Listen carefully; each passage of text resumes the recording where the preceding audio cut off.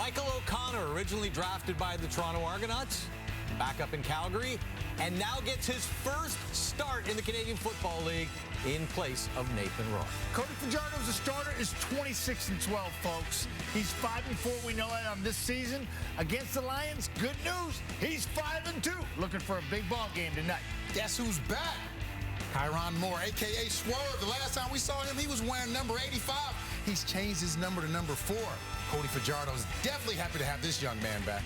Well, this man found great chemistry with Nathan Rourke. 380 yards, 4 TDs in 6 games so far this season. Brian Burnham hoping for that same connection with another Canadian QB in Michael O'Connor tonight. Hello, Canada, and welcome to the second half of our doubleheader. Kate Burness alongside Dave Naylor, Matt Dunnigan, Milt Stegall as we get set for the Riders taking on the BC Lions. And I know we have spoken at length about the fact that Nathan Rourke is no longer with the team. He underwent, by the way, successful surgery today, sending out a nice message to the fans and the BC Lions. So our best wishes are with him.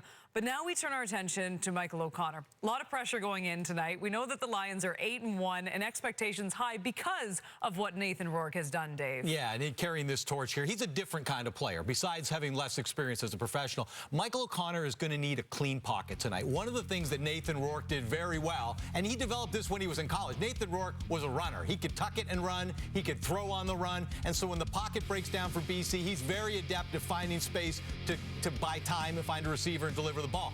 Michael O'Connor is not that guy, and I think that one of the key matchups, Matt, in this game is that front seven in Saskatchewan that has 33 sacks this season, including one that put Nathan Rourke out of action. Right. You know, with a guy who's a pocket passer, that's the dynamic I'll be watching tonight. No question. It's perfect lead in because you got Leonard Allen, Christian Marino, DeBerry Brown, Robertson, Hughes, and that's just the D-line. And then you start getting to Dean, Sankey, and Moncrief, and it's like, oh my goodness. It's like this defense can cause so much havoc for veteran quarterbacks, let alone a kid making his first start in a very tough situation coming in for Kid Canada that lit the Canadian Football League on fire for the first half of the football season. And good luck to you, Nate. Heal fast, and good luck to Michael O'Connor dealing with that D-line of Saskatchewan. For these BC Lions, we've talked about how, of course, Nathan Rourke was great, but also those receivers, the running game, defense. And someone asked, and I asked, were they a byproduct of what Nathan Rourke was? And now we're going to get that opportunity to see him. Nothing against Michael O'Connor, but he's nowhere near what Nathan Rourke was able to do. So we're going to see how great those receivers are, how great that defense is, how great that running game is, how great those offensive linemen are. So it's going to be interesting. On the other side, you know, we've been talking about it, Cody Fajardo. This is a big game for him, a big half. He has to come out and make it happen. You know, there was so much expected of him, and he hasn't delivered this year. So he has to come out because they pulled him last week, and I think if he struggles, they'll pull him again. You said earlier you think this first half is the most important half of Cody Fajardo's career. But let's put some context around this. It's on the road against the #1 defense in the league. And you know, the BC Lions, you know, this is a team that has been very, very tough. And some of it is because of the way they're able to play, because they've been up in games so often with Nathan Rourke.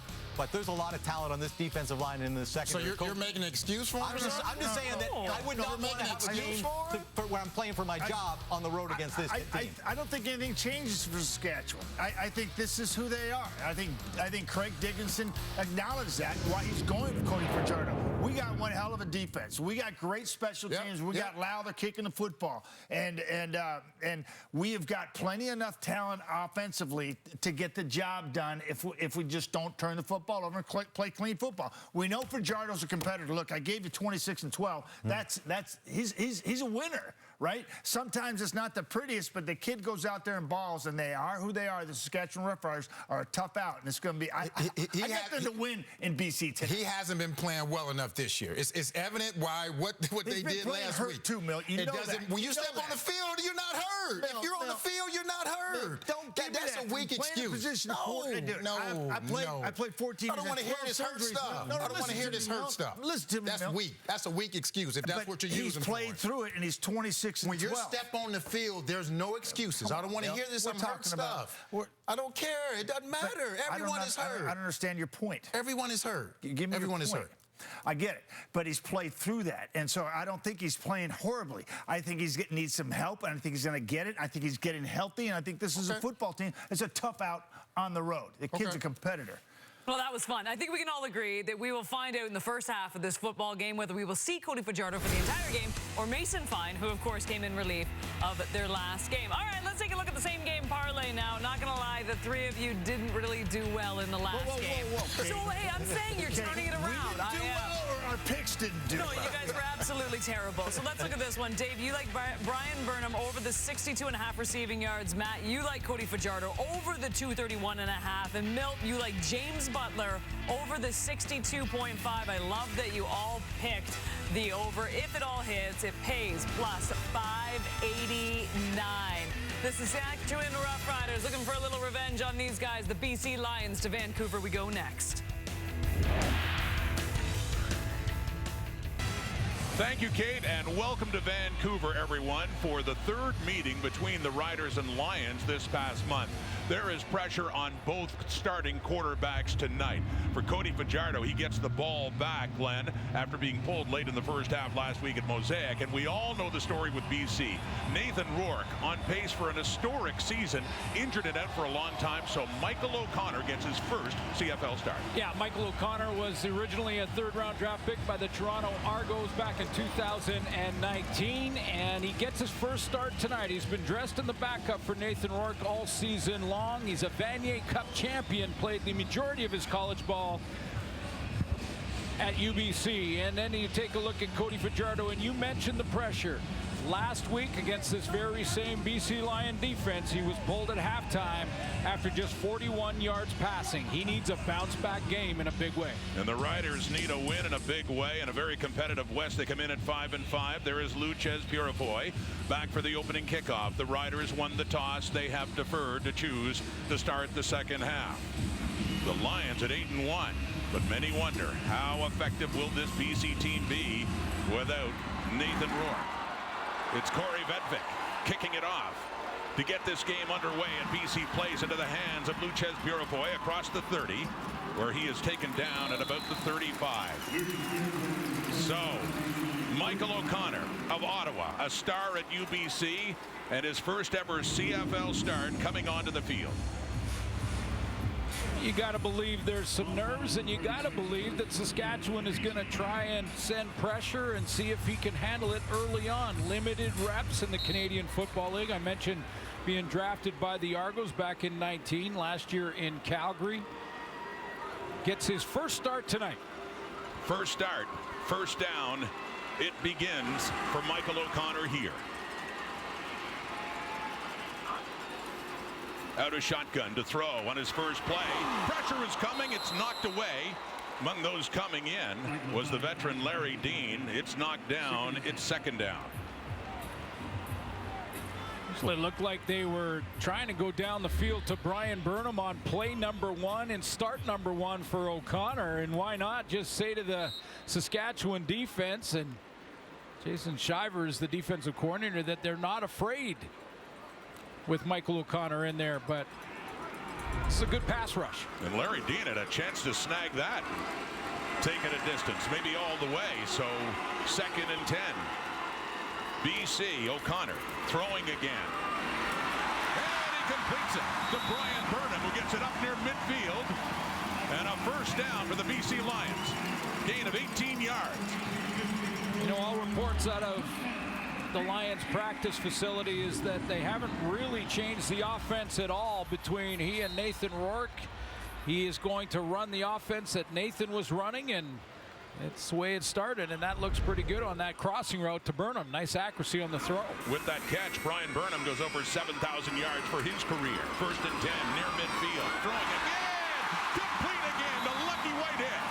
Lions have something going here just a few plays in. A gain of 28 yards, and BC is inside the Rider 30. What a great throw. That's back-to-back for Michael O'Connor to step in there and hit Lucky Whitehead on the backside shoulder. This is where he wanted to place that ball, because you saw Moncrief underneath. If he throws it out in front of Whitehead, that might be intercepted. O'Connor and the Lions on the move. From the Rider 28, handing off, no, play fake, throwing again, and knocked down. Nick Marshall in coverage on Whitehead. Very good coverage. second down as we meet the BC Lions offense, brought to you by Expedia. 100 start for Joel Figueroa at left tackle. This has been a very good offensive line in front of Nathan Rourke. They've got to do the same thing for Michael O'Connor, but they have only given up 10 sacks on the season. Brian Burnham, another highlight reel catch last week against Saskatchewan for a touchdown. He just keeps adding to him.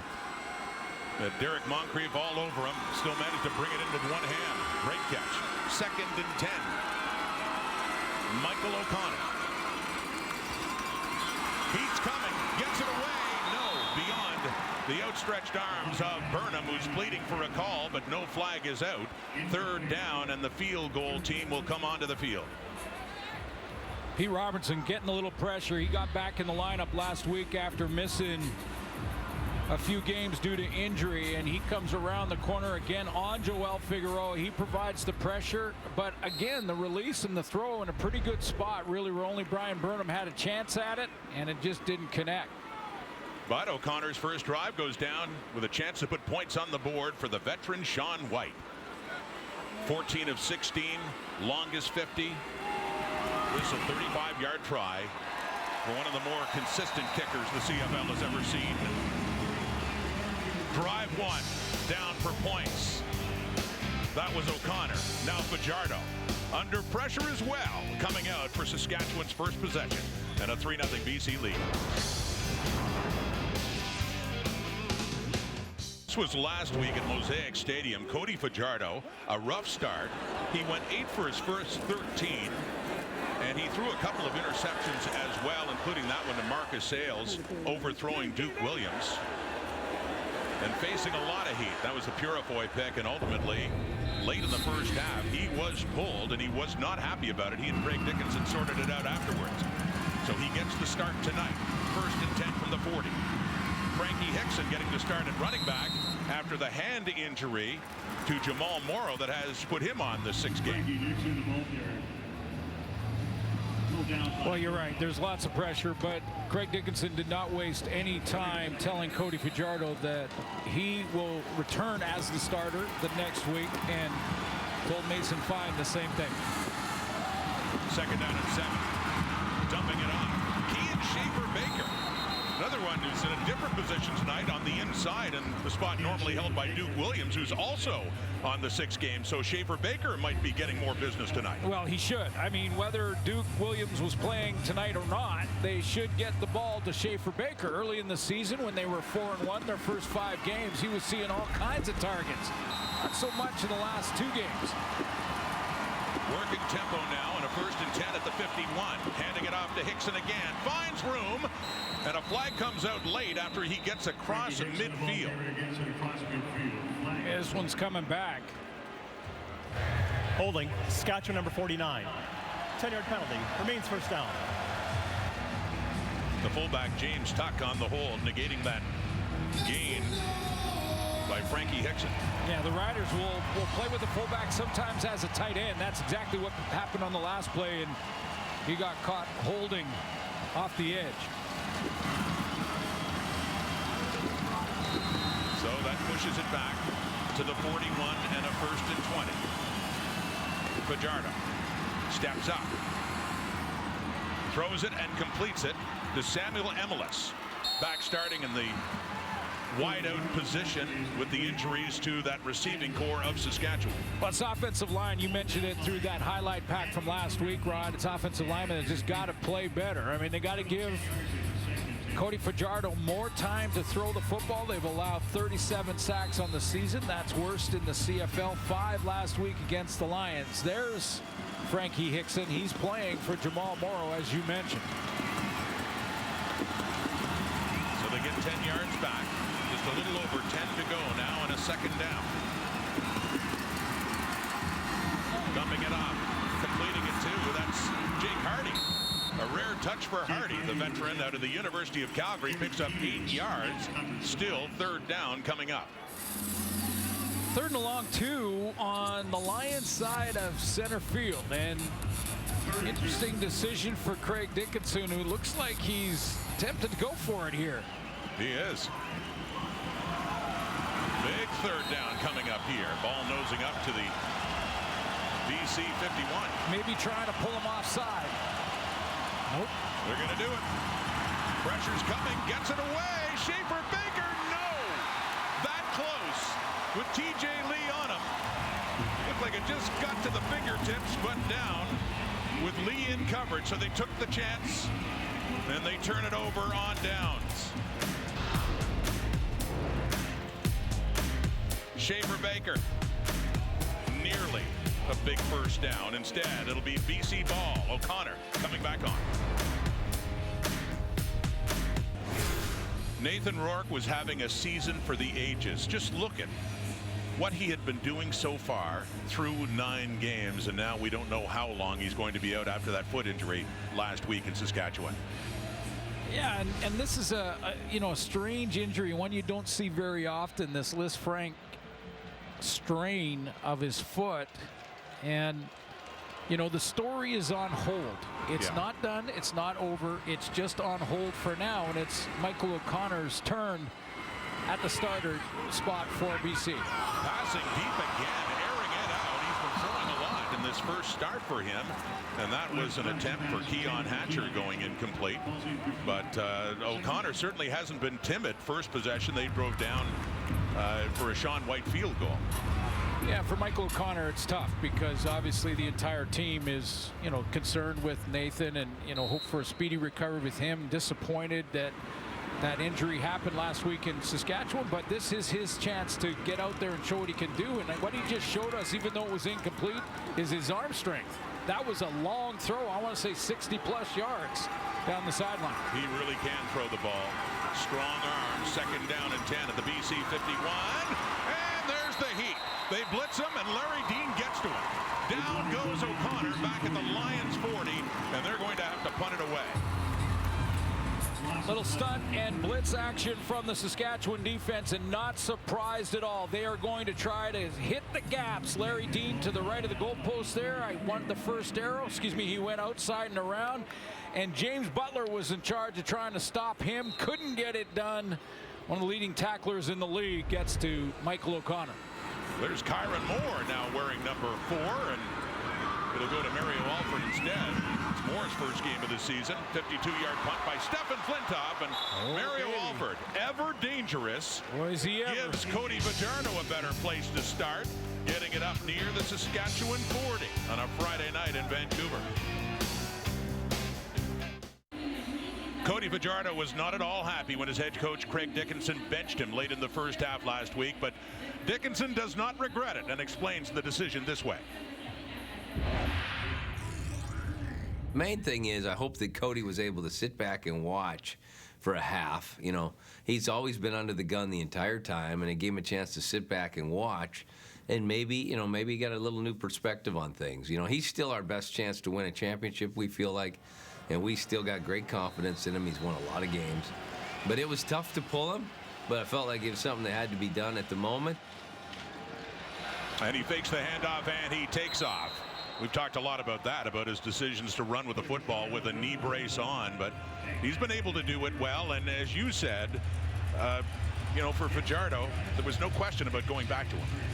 No, it happened immediately. Mason Fine had a very good first series when he came in relief of Cody Fajardo, but faced the same kind of pressure, threw an interception late in the game, and they immediately go back to Cody.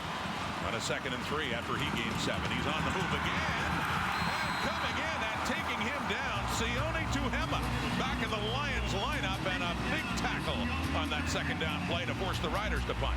Yeah, he's been a beast this year. I mean, he really has. He didn't play last week in Saskatchewan, but Sione Tuhema has been disruptive.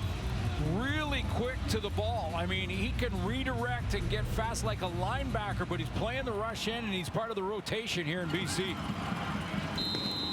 So Corey Vedvik on to punt. It'll be Marcus Sales back for the return as Lions mix things up in their special teams in the return game. And looking for more in that return game too, by the way. Vedvik. Sales taking it inside the 15. Punt to 53, and just a few yards on the return, taken down by the rookie, Jaden Dahlke. Well, Rick Campbell, of course, it's tough when you lose a star quarterback by Nathan Rourke, but here's what he had to say about if it should affect his team and their effort going forward. I've never bought into try harder. We're going to try harder now that we have a second quarterback on the defense. I'd call BS on that one, too, is you should be trying to do your best every week. So, yes, we're going to have to play well in all phases, but I don't think there's something of, we got to ramp it up now. I'm hoping that we have been ramping it up and that we continue to do that. Throwing on first down, Whitehead with his second catch from O'Connor up across the 30. Yeah, when you get a top-ranked offense and top-ranked defense, this team's already been trying pretty hard. Yeah, and I mean, the entire team is supporting Nathan Rourke for sure. I mean, the entire team is disappointed in that, and and look at that. This is how Brian Burnham arrived at the stadium to represent their starter, but they've also been in the huddle with Michael O'Connor saying, we got your back, man, just sling it back there. First and 10 up at the 30 and going to the ground. A rare running play. They've been a lot of passing so far. That was into the hands of James Butler on the carry, and a flag comes out late. Had a good chance to talk to Michael O'Connor's quarterback coach, Jay Prepchuk, who runs quarterback camps here in the province and across the country, and asked him about Michael O'Connor. He worked with him at UBC. He said he's one of those guys that studies. He's passionate. He loves the game. Who does that remind you of? The starter in BC, Nathan Rourke. And he said, that passion, he said, in every practice, I used to take on the tablets shot of his throw and throwing motion. Every single play. He would take them home and study them religiously to make sure he stayed on top of his game. That's the kind of work ethic Michael O'Connor has. It was a holding penalty on that Butler run, so that pushes them back 10 and a first and 20 from their 20. O'Connor throwing to the right, and it falls short, intended for Whitehead there. Now, he's up against a very good defense in Saskatchewan, a defense that leads the league in sacks, with the league leader tied with Lorenzo Malden, Pete Robertson in sacks. Moncrief, who was matched up on Brian Burnham last week, and I've seen him on Burnham already here tonight, and not only held his own but made some plays, including an interception. And the leader in defensive plays is Roland Milligan for this team, or sorry, for the defensive backfield is Roland Milligan, who's played great in all three phases. Second and 20, O'Connor. Another deep one down the right, nearly intercepted by Mike Adam, the safety coming across to help out with Henderson's coverage of Hatcher, and couldn't quite bring it down, but it does force the Lions to punt from deep in their own zone. And Milligan, I was talking about the phases in special teams tackling and in his coverage, but this is O'Connor taking some shots. And again, nothing wrong with a guy saying, just because it's the backup, just because it's start number one, that doesn't mean I'm not going to push the ball. Now, he's got to be careful with that safety over the top. Make sure he tries to hold Mike Edom a little bit more into the middle. Stefan Flintoff to punt for the second time in this game. Down to Mario Alford at the 36, a 54-yard punt. And nowhere to go. Taken down quickly by Jordan Williams. Nathan Rourke had his surgery today. We'll hear more about that from Farhan Lalji when we come back on Friday Night Football in Vancouver. This photo was taken earlier today. 2 thumbs up from Nathan Rourke after he underwent surgery on his foot. Let's get more from Farhan Lalji. Well, Rod, as Nathan said in that tweet, the surgery went well. My understanding is it was a textbook procedure. This procedure was performed by renowned orthopedic surgeon Dr. Dory Boyer, who also happens to double as one of the Lions team physicians. He's been with the club since the 2005 season. He's also been with the Canadian Olympic program. He's dealt with a number of high-end athletes. And my understanding was that the surgery went as well as could have been expected. You really don't know this type of Liz Frank surgery until you actually open up and get inside and see. And so many things could have gone wrong, and there was nothing in this procedure that could have created a negative outcome, a potential negative timeline. There were some screws and plates put in. They'll reevaluate this in the next couple of weeks. Generally, it's a 6 to 8 week non-weight-bearing timeline. But again, until they take a look in the next couple of weeks at how it's progressing, they really can't put a time frame on it. But everything after today came up very well for the Lions' young quarterback. Thank you, Farhan. Let's hope it's a speedy recovery for Nathan Rourke, who has surprised many. Rick Campbell said that's one of the many things he admires about him, even how he's handling this adversity. Yeah, and you know, his work ethic will transfer over to his rehab, and you know, I won't be surprised at all to see him ahead of schedule, although let's not rush Kid Canada. Frankie Hickson at a gain of 5. Second down, the Riders at their 48, trailing by 3. Late first quarter, Fajardo throwing. It's incomplete. Kyron Moore looking for his first catch in 2022. This is his season debut. Marcus Sayles was right there with him. Yeah, I didn't highlight him because of the change of tailback with Frankie Hickson, but yeah, Kyron Moore, first game this year in the lineup, and you know, he's got to remember to come back to the quarterback here and don't wait for the ball. That allowed Marcus Sayles to get involved and get there and get that right hand on the knockdown. Sayles goes from defending that pass to punt return now from Vedvik. And off the hop. Tries to draw the no yards. After a 41-yard punt, he's taken down right at the 20. Where Michael O'Connor will come out again. 3 for 9 for 57 yards. And here's what he had to say about the pressure of his first CFL start. It means a lot to me. I mean, I've been working a long time, waiting for this moment, and I'm really excited. You know, really feel bad for what happened to Nate, you know, and heartbroken for him. But, you know, now it's on me to continue keeping this team going in the right direction. And you talked about him and Rourke and their friends, and they've talked a lot, even when they weren't teammates, talked a lot, I guess, in part about being the high-profile Canadian quarterback. Well, we wish a real speedy recovery for Nathan. We know he's watching, but this is a chance now for Michael O'Connor, and they are certainly not holding back when it comes to play calling for the Lions number 2. And here's his bio: 26 and 15 at UBC in 41 games, over 13,000 yards passing. Vanier Cup MVP, threw for almost 400 yards in that Vanier Cup. So he can sling it. He can make every throw necessary in the Canadian Football League. He completed that last one to Dominic Rhymes with his first catch of this game, and a gain of 11 and a first down over the 30. Throwing again, Jeremy Clark down close to Lucky Whitehead. That's broken up. Second down. Lucky Whitehead signaling to his bench that he thought that he was held on the play, and checking with the official.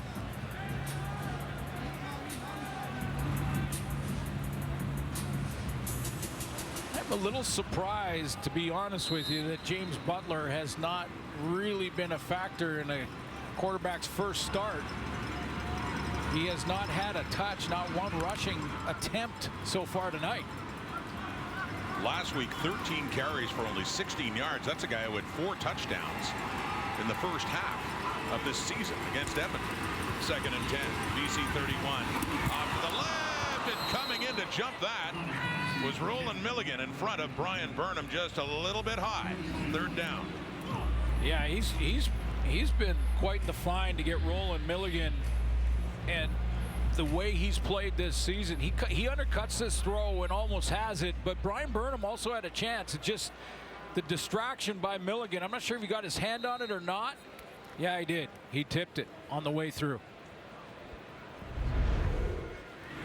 Seen Burnham make those with just one hand, let alone 2. Many times. A great one last week at Saskatchewan. Flintoff to punt it away, and away from the lone returner this time, Alford, as it rolls out of bounds at about the Saskatchewan 40-yard line.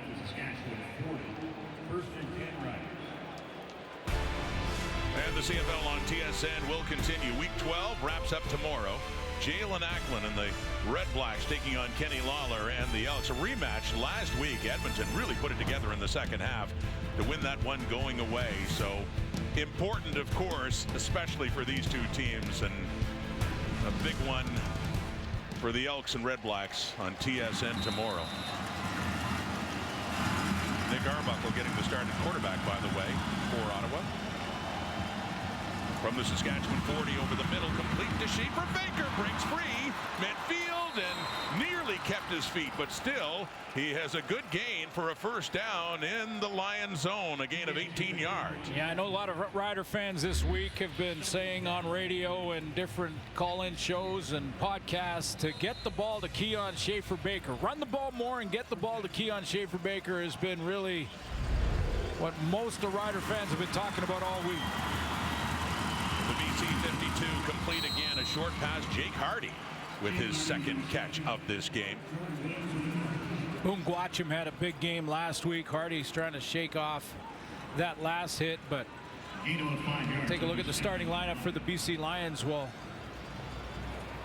this happens. There's Boom Guachim. He big game last week against Saskatchewan, really his best of the season.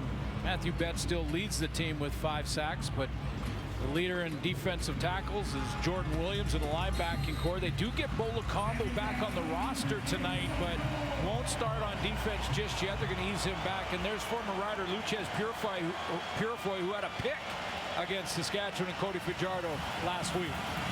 2nd and 4 after the Hardy gain. The pass again and a 4-man rush. Off to his right, it's complete. No, it's not. It was in the hands of Frankie Hickson with Ben Hladek all over him.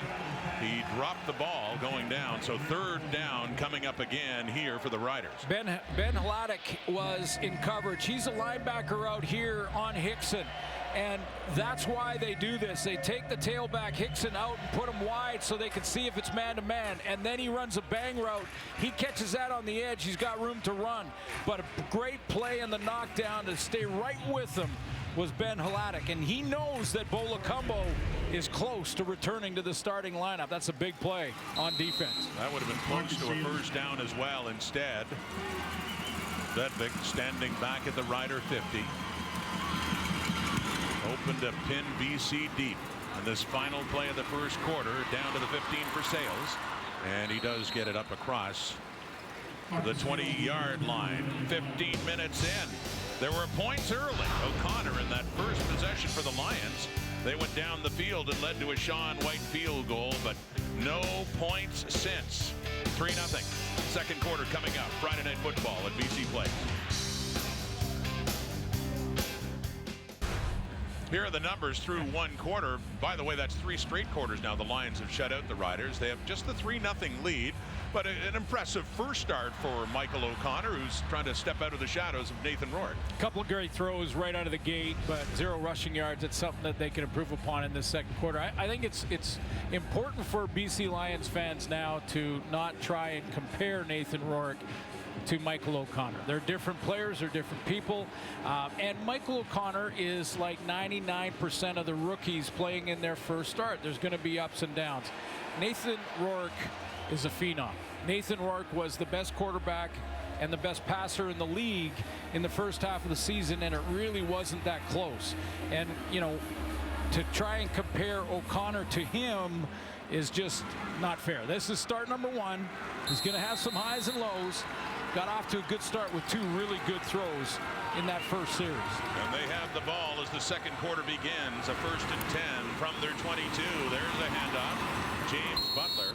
Yes, running has been at a premium so far as they make a rare play along the ground. A 3-yard gain. They try to establish the running game.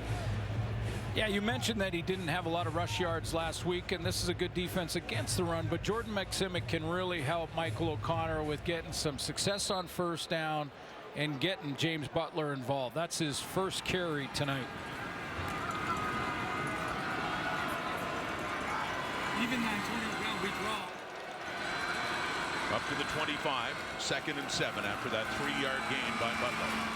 Michael O'Connor, 4-man rush, completes the pass. It's Dominic Grimes second catch of this game for Rhymes, who leads the CFL in touchdown receptions with 9. What a year he's been having, and a gain of 13. Yeah, and back-to-back 100-yard games. When you take a look at the play of Dominic Rhymes, who's on pace for over 1,600 yards receiving. In fact, they'll have right now 3 on pace for over 1,200 yards. And Brian Burnham's going to catch him. I guarantee he missed 4 games, but I think he'll catch the group. The only reason he's behind the time he missed over a month. 1st and 10. He got hit as he got rid of it. It gets knocked away by Clark, and Burnham was open. Boy, he took a hit too. He did. And a flag comes out too in the Lions backfield.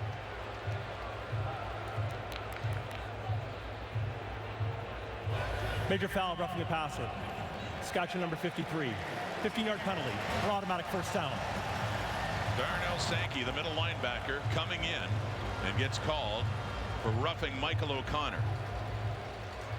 It's a delayed stunt from Darnell Sankey back here. He's going to come around that corner. And ball's gone. Hitting the midsection. We showed you in slow motion. That was pretty close. It was the pile drive into the ground, I think, is where he got called. So up at their 53 of the Lions and back on the ground. And that is a tough defense to run against. Butler gets 2 yards right to midfield.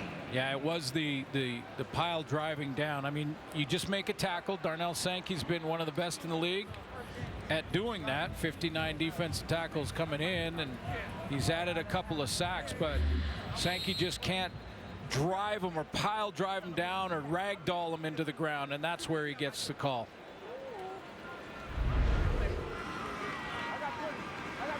Second and long, 8 yards to go after the short carry by James Butler. With time to the right and complete. Keon Hatcher, first down, BC. Well, I just said don't compare Nathan Rourke to Michael O'Connor, but that really reminded me of a Nathan Rourke timing throw and getting it out there, assessing the defense, reading the coverage, going to his wide side out and putting it right where he has to, where Hatcher has a chance to get that foot in bounds.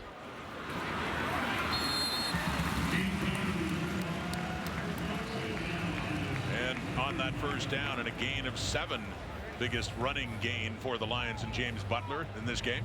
Yeah, and I know why Jordan Maksimic is probably reluctant to run the ball. I mean, this arguably the best linebacking core in the league. Jason Shiver's got Darnell Sankey back there, Larry Dean, and Derek Moncrief. 7th play of the drive coming up. Early second quarter and a 2nd and 3. Michael O'Connor in his first CFL start. Has time. Looks deep. End zone! No! Jeremy Clark breaking it up in on Hatcher, who was in behind, and a good play by Clark to get his hand up. Yeah, it was, because it looked like this one was going over the top into the bucket, and the bucket was Hatcher, and he's on that corner route. Thought the ball had enough on it to get it there, but great recovery from Jeremy Clark, and just like TJ Lee did early on that deep throw to Keon Schaefer-Baker, he shoots his arm upwards through the hands of Hatcher. Right on time. No screening, no flag. Great defensive coverage by Clark. Product of Michigan in his 2nd year. So here's the veteran Sean White. He had one from 35 earlier. This one just outside the 41. Sean White, money again. 2 for 2 and a 6-0 BC lead. O'Connor was looking for a touchdown pass. Close, but Jeremy Clark says no. They kick a field goal instead.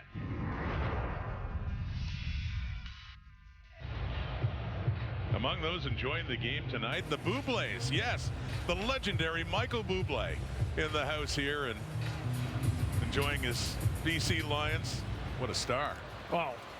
And his drink that he has. Yeah. Don't call it bubbly now. Don't call it bubbly, call it Bublé. Yeah, the word is that he called the ownership and asked if he could get some tickets to the game, and they hooked him up. I'm sure they were okay with that request. Absolutely. So Frankie Hickson now, after another Sean White field goal, makes it 6-0. Get his kids all decked out in orange. And by the way, that owner, Amar Doman, his goal, and he's in it for the long haul, is to make sure on game day every kid in the province is wearing orange. And there's Amar Doman, happy to host the legendary in these parts for sure, but across the country and around the world, Michael Bublé, big star, big star. Far beyond these parts too. Absolutely. Nice to see Amar Doman and the work he's doing to infuse a lot more interest in the BC Lions. It helps having a good product in the field as well. Leading by 6. 2nd and 2. Play action fake and a deep look. Oh, into the hands of Kean Schaefer-Baker. It was deflected by Marcus Sales, and Schaefer-Baker snagged it. And here come the Riders after a gain of 49 down near the 10. You know, and for Cody Fajardo, even though this bounces around a little bit and Kean Schaefer-Baker maintains his concentration to get it and pick up a couple of extra yards, this is a big one for his confidence. Riders in business now. Handing off Hickson. Driving through and hit hard by Luchez Purifoy, the safety coming in after he gets it inside the 10 and a gain of 6. This is all about concentration for Schaefer-Baker. Ball's up in the air. Sales has a shot at it, tips it up. Maintain your concentration. Keep the ball alive. Back and forth between his right and left hand. And down he goes on the tackle. But what a big play. And that can give you confidence in a hurry. We're still waiting for the first touchdown in this game. Saskatchewan getting close from the BC 8 in a 2nd and 4. Fajardo looking to his left. Steps up under pressure. Nathan Cherry, the rookie, has him. And down goes Fajardo. From the University of Saskatchewan, Nathan Cherry. Yeah. Had a great training camp. U of S Huskies, I believe, rated the top team in U Sports going in and their football program, and he gets there.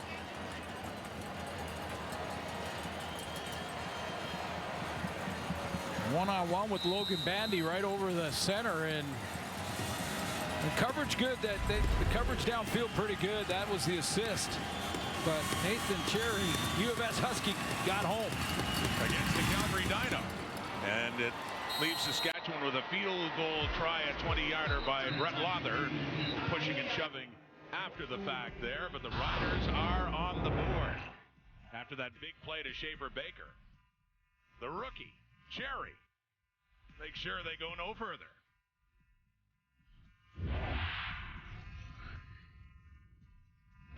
Michael O'Connor on the sidelines for this Lions series, but he has some good receivers to work with for his first CFL start. Let's go back to Farhan. Yeah, guys, when you look at Michael O'Connor, as we've seen so far, he has got all the physical tools to play at this level, but confidence and assertiveness hasn't necessarily come naturally for him yet at the CFL level. Certainly a guy like Nathan Rourke is a bit more of a natural alpha.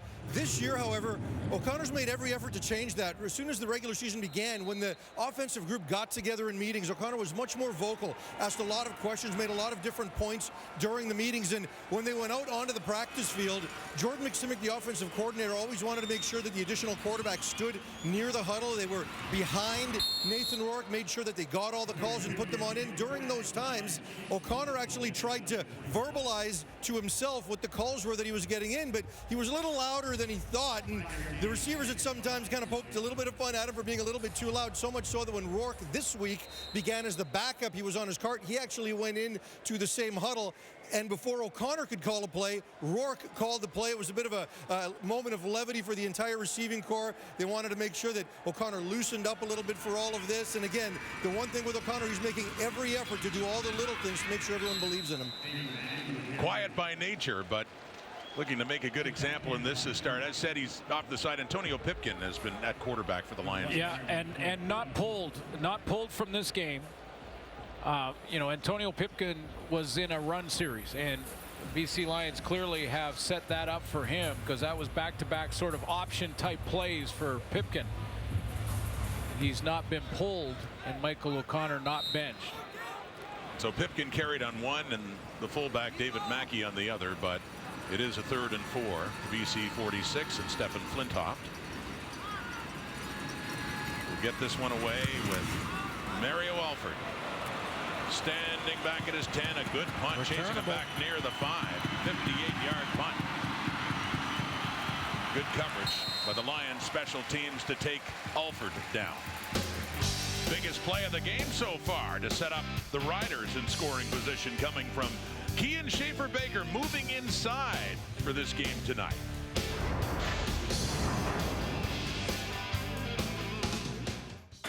Back here at BC Place after the Lions punt, setting up the Riders to start deep in their own zone at the 14.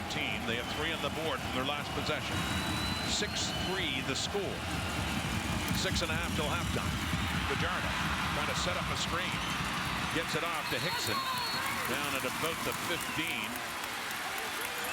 And call it 3 yards. Jason was trying to get Hickson a little more involved with that little screen pass, but Cody Fajardo didn't even have time really to throw that one. I mean, the pass rush was on him so quickly, that was almost incomplete. But running the ball important for this team the way it's built right now. I mean, when they get all their weapons back in the receiving core, maybe it changes and it's different. But right now, running the ball important to this team. Throwing at that time to Tevin Jones, his first catch in this game. And it looks to be shy of a yard or 2. Well, that's a big difference. It's a big, I was going to say. It's a big difference. Especially where they are. If it's a yard, it's one thing. If it's 2, it's a different thing. And Craig Dickinson's going to leave the offense out there because it is inside of a yard. Okay. So a foot or 2. Let's do that. A foot or That's 2. not as big a difference. Big gamble here, though, because they're deep in their zone at the 23. Don't need much. Looks like they have it too. Fajardo to keep it, to get to the 25. You know, I think when you're struggling and you have confidence issues on the offensive side of the ball, you go to what you do well. And you take a look at their first 5 games, they were 4-1 in those games, and combined between Jamal Morrow and Hickson, they averaged 17 carries for 110 yards per game. In the last 5, where they've been 1-4, look at how that average has dropped drastically. So I think when you're struggling and you're having a confidence issue, do what you do well. And what they have done well in the past is run the ball. They've run it 6 times in this game. Throwing here, throwing deep. And turned around there, Samuel Emelis looked like the intended receiver, but it just falls incomplete. And very shortly that may change because, you know, Cody Fajardo has Kyron Moore back tonight. He's working his way back in off injury, so it'll take him a little bit of time. Maybe to the second half we'll see more of him. But they're going to get Shaq Evans very shortly. Defensive coordinator Ryan Phillips working some. Looks like he wants to get some blitz lined up for this second down. 2nd and 10. There we go. Blitz coming. Gets it away. Wide open. And more. Kean Schaefer-Baker. Get the ball in his hand. Oh. And a Lions defender pulls up lane. TJ Lee goes down, but it's a touchdown, Saskatchewan Roughriders. Yeah, there was something that Ryan Phillips noticed, that he was trying to get him lined up right or trying to get him set up right. You saw that just before the snap. He was frantically waving, it looked like, to his secondary, almost like they had the wrong personnel group. They had full blitz. And it was just a matter of Fajardo lifting the ball down the middle and letting the athlete and Schaefer-Baker go get it. Exactly what he does. And right there is where TJ Lee pulls up with the hamstring. Kean Schaefer-Baker. And a touchdown, Saskatchewan. He said earlier this week, especially taking Duke Williams' position, he hoped that meant more touches, and he's got them, and that's the biggest one of all. 85-yard touchdown, Cody Fajardo to Kean Schaefer-Baker as TJ Lee is helped up and off the field.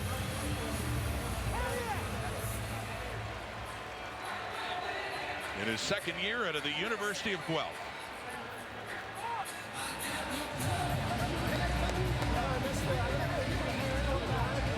Well, again, confidence-building throws for a guy who struggled and admitted this week in Cody Fajardo that he's having a confidence issue right now. And he's got to get back to slinging it deep, reading the defense, believing what he sees. And he saw a blitz that time. He saw a blitz with Purefoy out of the middle and said, I'm going right downtown. So it's Brett Lauber with the point after try. Up and through. First touchdown of this game. First lead for the Saskatchewan Roughriders as they go up 10-6. After that deep strike from Cody Fajardo to Kian Schaefer-Baker, who picks up his 4th touchdown of the season. Boy, that defensive secondary does not give up that deep ball like that. And Ryan Phillips, this was just before the snap, and look at how him trying to get everybody lined up straight. He had 3 receivers. Cody Fajardo has 3 receivers to this side of the field. Schaefer-Baker's that number 2 guy. Now watch how they hit the line full blitz coming to Cody Fajardo. He knows he can't block them all, but it's one-on-one. And that's where TJ Lee gets frozen deep into that deep secondary, and now it's a post route where Baker just has to run it down.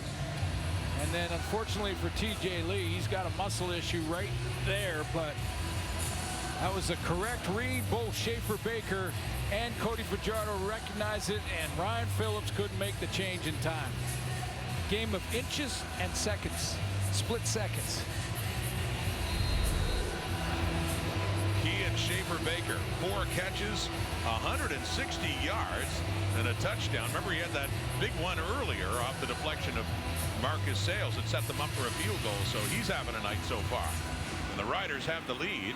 And BC is about to get the ball back, but that kickoff hits out of bounds, and that's a flag against. Legal kickoff out of bounds, Saskatchewan number 70. First down, BC. Corey Vedvik handling the kickoff duties for the Riders. Flag, and that's a flag that penalizes you pretty badly now. It's been changed a couple of times, and that ball is going to be in great field position. Looks like Michael O'Connor will be out yet another series, but Antonio Pipkin's coming back out. This is 2nd series in a row.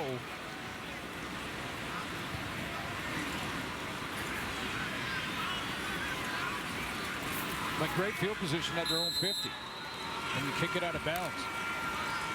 You talked about the run package with Pipkin. They had 2 running plays on that previous series, 2 and out for the Lions. Pipkin, a veteran who started his career with the Alouettes, also played for the Argos. And he will throw. He steps up. No, he won't. But he does get some yardage there across midfield, and a pickup of 5 for Antonio Pipkin. Now, a couple of theories here as to this. You know, first of all, there's run package for Antonio Pipkin. Got to believe that they would do that. He's also a short yardage guy, but can run sort of the veer type, option type, RPO offensive plays, run pass option offensive plays.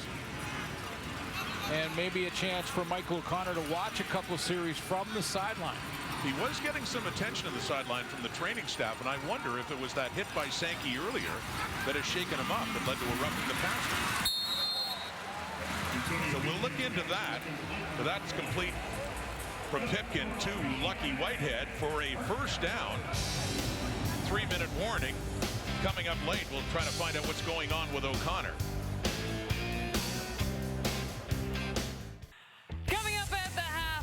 It's late here on the East Coast, but we have never been more fired up to talk about some CFL football. We're going to discuss the quarterback situation with the BC Lions. What's going on there? Cody Fajardo, Kian Schaefer-Baker having a game. We have so much to talk about.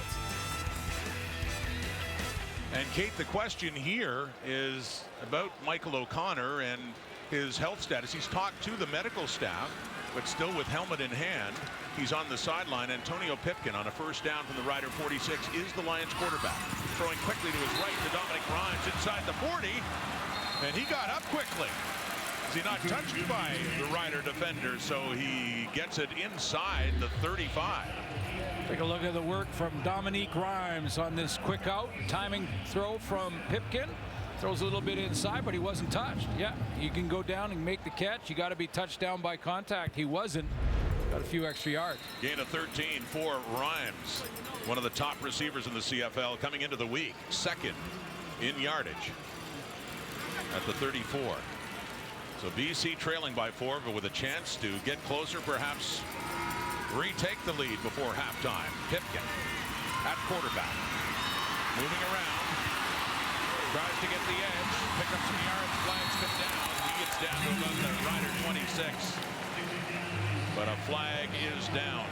Some of the flags back in the secondary, we'll see what they determine here. You know, it was interesting that O'Connor was talking to the medical staff. Legal contact, Saskatchewan number 42. 10-yard penalty, makes it a first down. It almost looked to me, and I don't want to speculate too far here, but it almost looked to me, this was the hit from Sankey early in the first half, earlier. Just take a look at his head on the turf. The elbow went through right there, got him on the chin.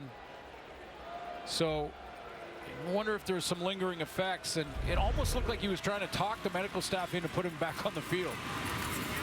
Got the 24 Pipkin quickly, falls incomplete. The penalty got them some extra yardage and down. Oh, he wants that back. I mean, O'Connor wants to get out there again, you can tell, but Pipkin would like that throwback. I tell you that. He had Javon Catoy wide open for a touchdown. I mean, wide open. There was a bust in the Saskatchewan coverage, and Catoy's going to end up right here. And if Pipkin gives it one more count, Catoy is in behind everybody. These passes since coming on are the first of the season thrown by Pipkin. Usually a short yardage quarterback. Throws again and completes it. That one is caught, and Brian Burnham has it down inside the 15. Or excuse me, that's Rhymes, the receiver, and down close to the 10, about the 12-yard line. Yeah, two things about this. First, Rhymes runs this dig route and snags it, and then he gets down, plays it smart. He knows Sankey's coming from inside out, and he gets down, makes the catch, and protects himself. Pipkin's 3 for 4 for 33 yards since coming on for Michael O'Connor.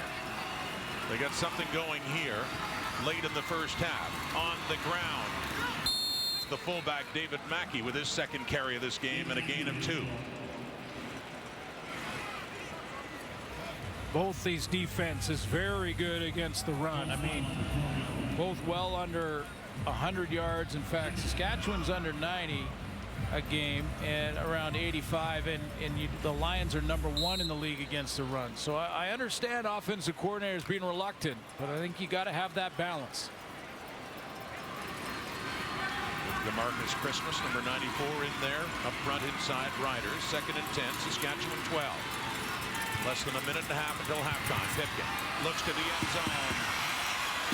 Oh, in and out of the hands of Rhymes with Amari Henderson in front of him. And Rhymes was that close to touchdown number 10 in the season. Did Amari Henderson make a nice play? We've seen a bunch from the secondary. TJ Lee early, Jeremy Clark made one a couple of series ago, and this is another deep one. No, he doesn't get his hands on it. He distracts Rhymes, and Rhymes has made this catch all year long, and that right hand from Henderson bumps it out of there.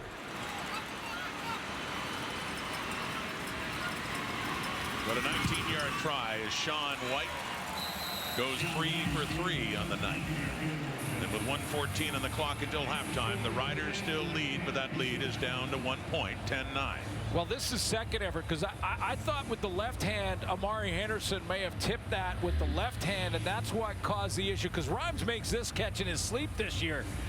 But it was that hand, the right hand, and not giving up as he's going down to tip it away from Dominic Rhymes. And Antonio Pipkin was walking off thinking he had a touchdown throw. Which would have been his first of the season, that close. Amari Henderson on the coverage in his first year at Wake Forest. So it comes out to the Rider 40 late in the half. Up by 1 thanks to that touchdown earlier to Kean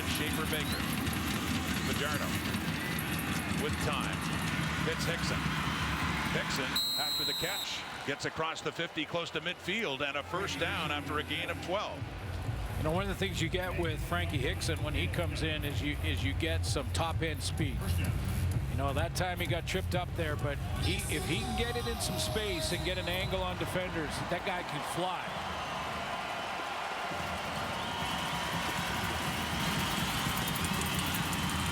Fajardo again, and a nice catch. And the first one of the season for Kyron Moore. Yeah, that's big. When you're hurt, takes you a while to settle in, and you know, fight the mental demons. Really, just it's to fight the mental demons. That can I still go full speed? Can I still go up and get the ball? Can I take a hit? Got to answer all those questions in your mind before you can actually execute. That's a nice 20-yard throw and catch. Suffered an ACL injury last October in Montreal. Has not played since. First and 10 from the Lions 38, quarterback draw. Fajardo, good gain inside the 30 and more. Down to the 24-yard line. Let's get an update on Michael O'Connor from Farhan. Yeah, guys, O'Connor's out for the game. We're not sure exactly what the injury is. We will talk to Rick Campbell at halftime. They've been looking at a couple of different areas. They believe it did happen on the Sankey hit, but I'm not quite sure that it's a concussion, so I'm not sure we can go there quite yet. Having Pipkin in the game also impacts the ratio a little bit. It means David Mackey will likely be in quite a bit of running back. TJ Lee also out for the game with a hamstring injury. Thank you, Farhan. Here's Fajardo again. 23 seconds to go. Oh, he is taken down. Matthew Betts adds a sack to his total this year. Betts with number 6.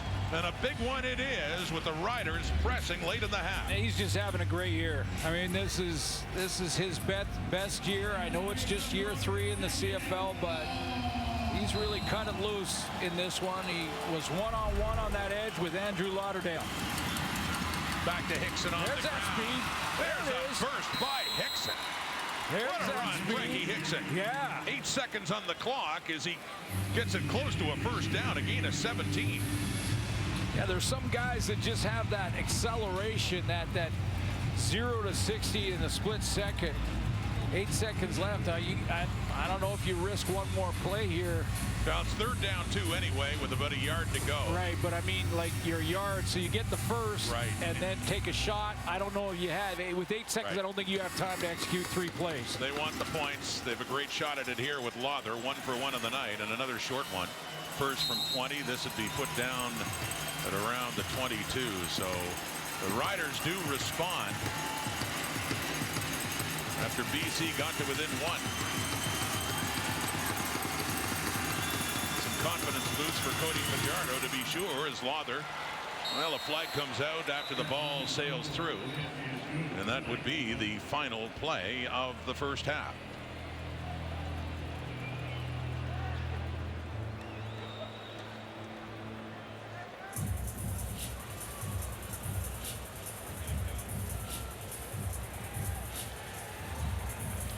Discussion now with the referee Tim Croker and Craig Dickinson.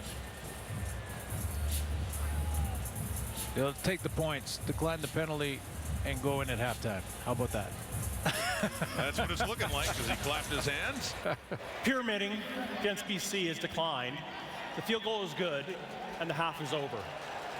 That's the 3rd pyramiding penalty in the last few weeks, and hadn't seen any before that. But Michael O'Connor, unfortunately, sees his day done. And the Lions trail Saskatchewan 13-9 at the half. Let's go back to Kate in the studio. The Riders with a 4-point lead at the half. Kate alongside Dave Naylor, Matt Dunnigan, Milt Stiegel. And coming into this game, the entire talk was no more Nathan Rourke. He undergoes surgery today.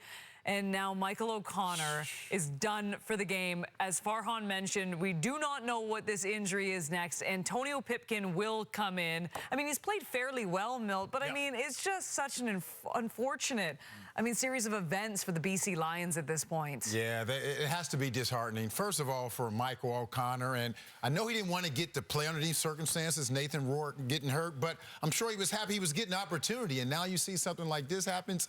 It's unfortunate, but it's a side of football that happens, just about every single game. The one good thing for these BC Lions is Antonio Pipkin, he's not a rookie. He's played in this league for 5 years. He hasn't thrown many passes, but he has some experience where he can get it done. So they have to be happy with that. But there has to be some concern with how severe this injury is to Michael O'Connor, because they were counting on him to come in and step in for Nathan Rourke and try to do some damage. Not be Nathan Rourke, but try to do some damage. You know, we talked about this before the game, that the Saskatchewan Roughriders came into this game leading the league in sacks. And, of course, you know, that's where Nathan Rourke got hurt. And in this play where Michael O'Connor gets hurt by Darnell Sankey, I mean, it's a play where he finishes the tackle and lands on him. And the league just 2 weeks ago put out a memo to its teams because it was concerned with this type of play. It says, reminds the teams that contacting the passer in an unnecessarily rough manner, including stuffing them to the ground, violently throwing to the ground, and landing on them with most of the defender's weight is a foul. And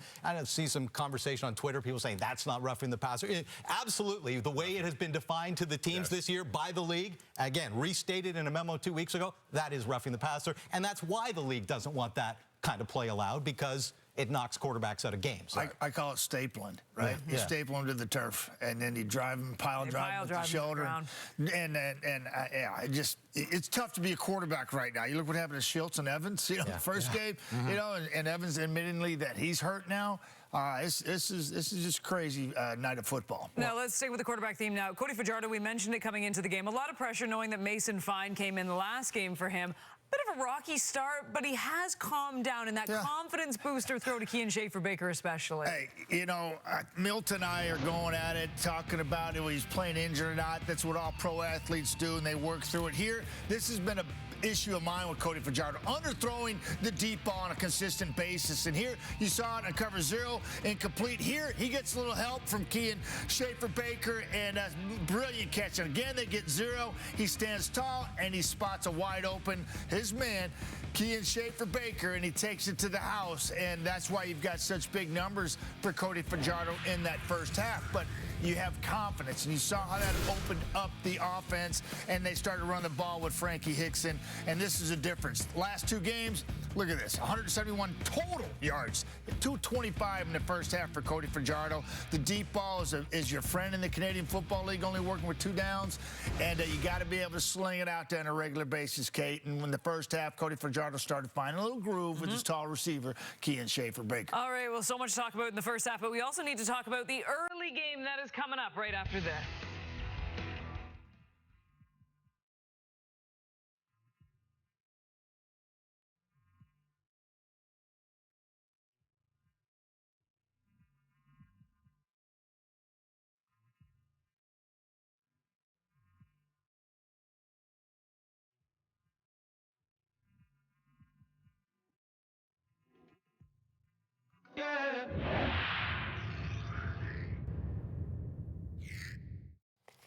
Week 12 in the CFL wraps up tomorrow night. We've got the Ottawa Red Blacks. We've got the Edmonton Elks. You can see it 7 Eastern, 4 Pacific.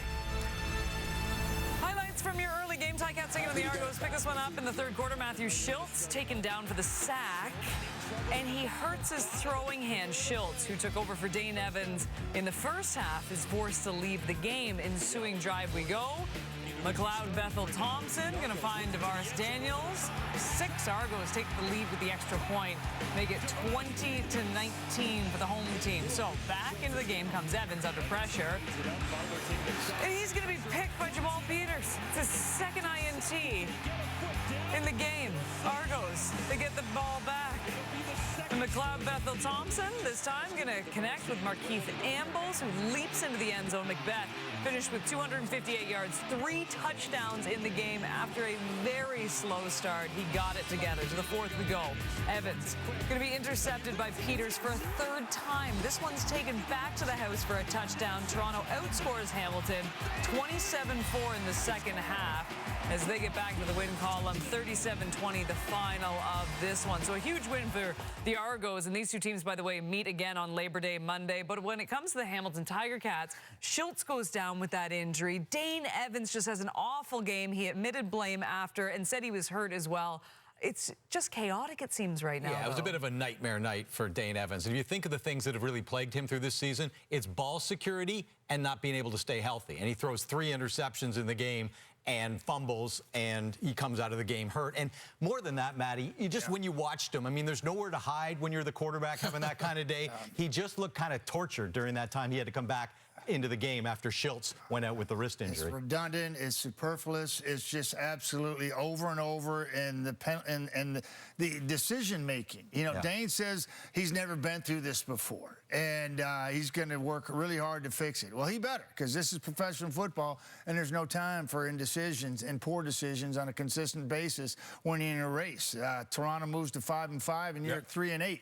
That's not good enough. I know you got them next week, and you got a lot of time to work on it and just get it done, because we don't want to hear the talk. We want to see the playing, right? As we want to see the production. Right. Well, on the other side, McLeod Bethel Thompson. If I have a cat, I'm going to name him McLeod Bethel Thompson because he has 9 lives. He always he finds a way to get it done. I mean, remember we were calling for the fact that maybe it's time for us to see Chad Kelly. Well, right when we said that, McLeod stepped in and produced. From the time we said that, he was 16 of 22 for 232 and 3 touchdowns. He finds a way. He finds a way. He made some throws and we were like, we were like, wow, not too many humans can make that throw, but he just doesn't do it on a consistent basis. But I guess he's a microcosm of the Toronto Argonauts. You know, they can win every game or they can lose every game. You don't know what you're going to get game to game, but they won this game, and goes a little momentum going into next week, Labor Day. I have great news. Our producer Jamie just said we could get a studio cat and call him Macbeth. I can't wait. Come on, Macbeth. Let's teach you some tricks. Kian Schaefer-Baker, a couple of tricks in the first half. He's standing by with our Farhan Lalji after this.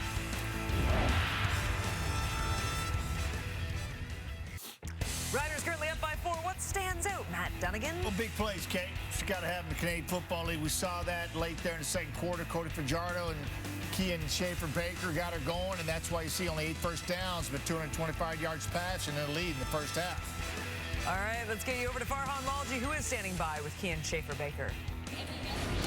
Tough sledding for the offense until your big play team. They brought a lot of pressure. They were able to get to Cody. How much did this work out for you as an offense, but also for Cody specifically with his confidence to hit that big play? Yeah, all we're trying to do is just take it one play at a time. That's all we can focus on, is just finishing each and every single play.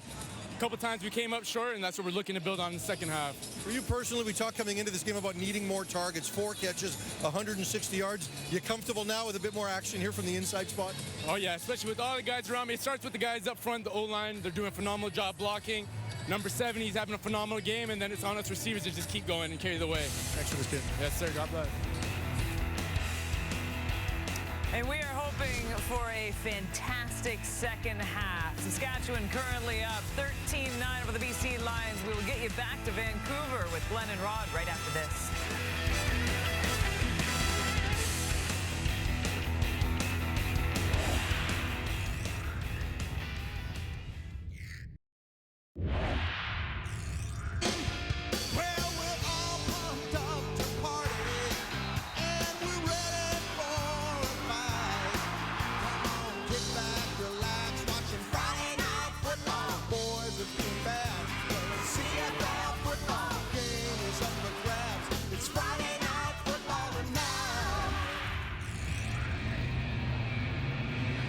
Halftime at BC Place. Riders lead the Lions by 4. Here's Farhan Lalji now with Rick Campbell.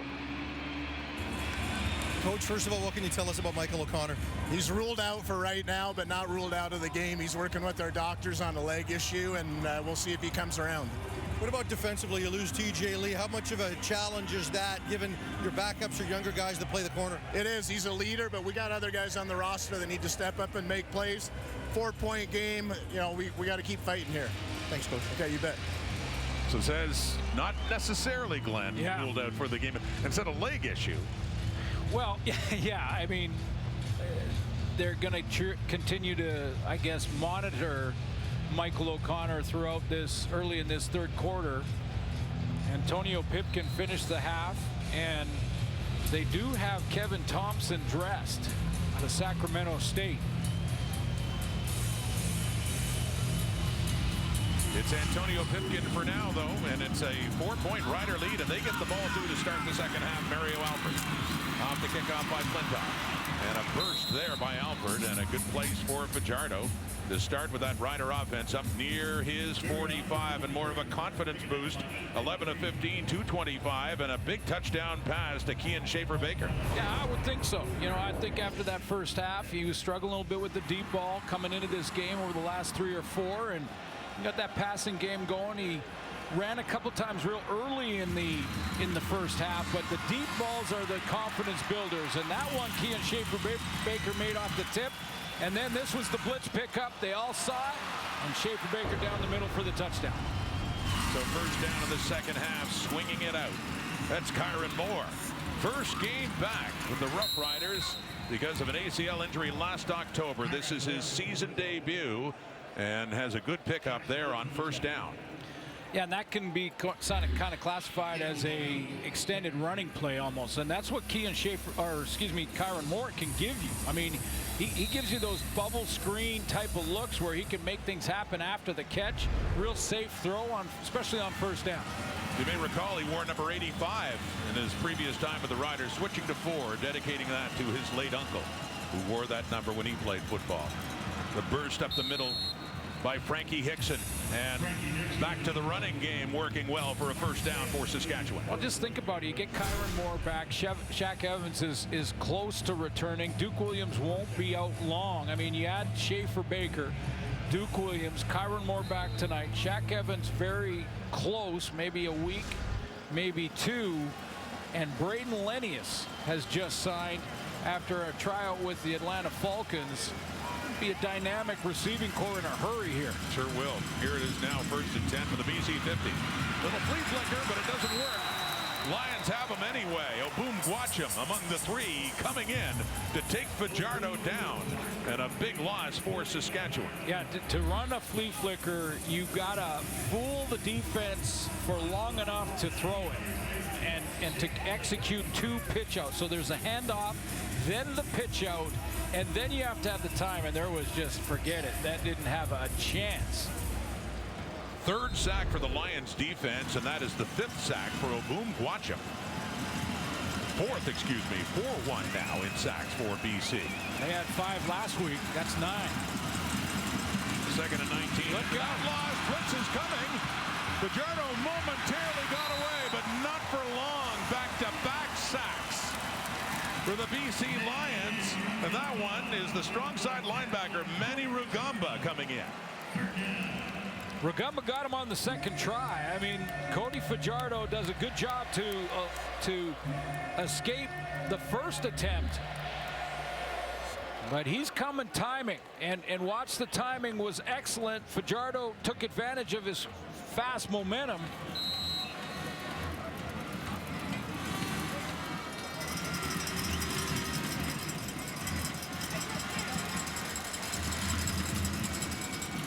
Look at that number. BC allowing 16 points in the second half.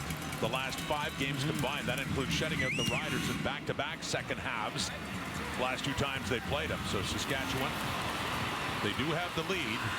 A punt of 51, and they do appear to have, yes, the Lions starting from deep in their own zone. Antonio Pipkin came on for the injured Michael O'Connor in the 2nd quarter.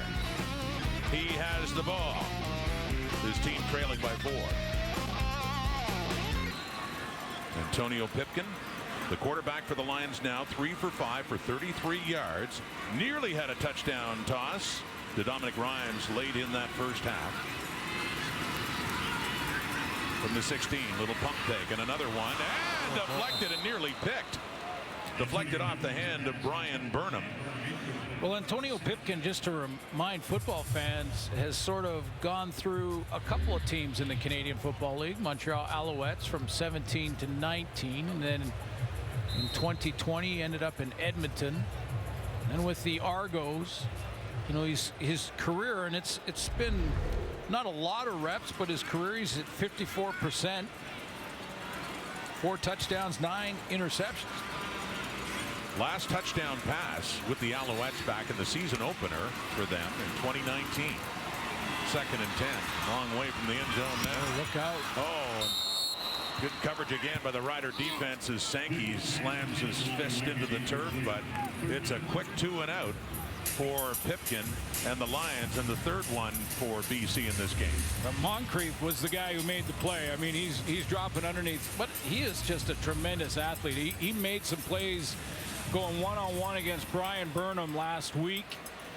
And I've seen that matchup a couple of times tonight, but that's another knockdown for Moncrief, who has 4 picks. That was a great matchup between those two last week. It was fun to watch, yeah.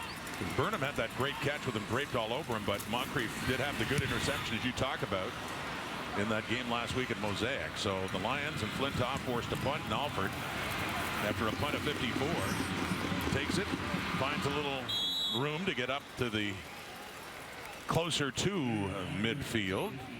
Of course, it's Friday night football for 25 years. So another installment of trivia is coming up here.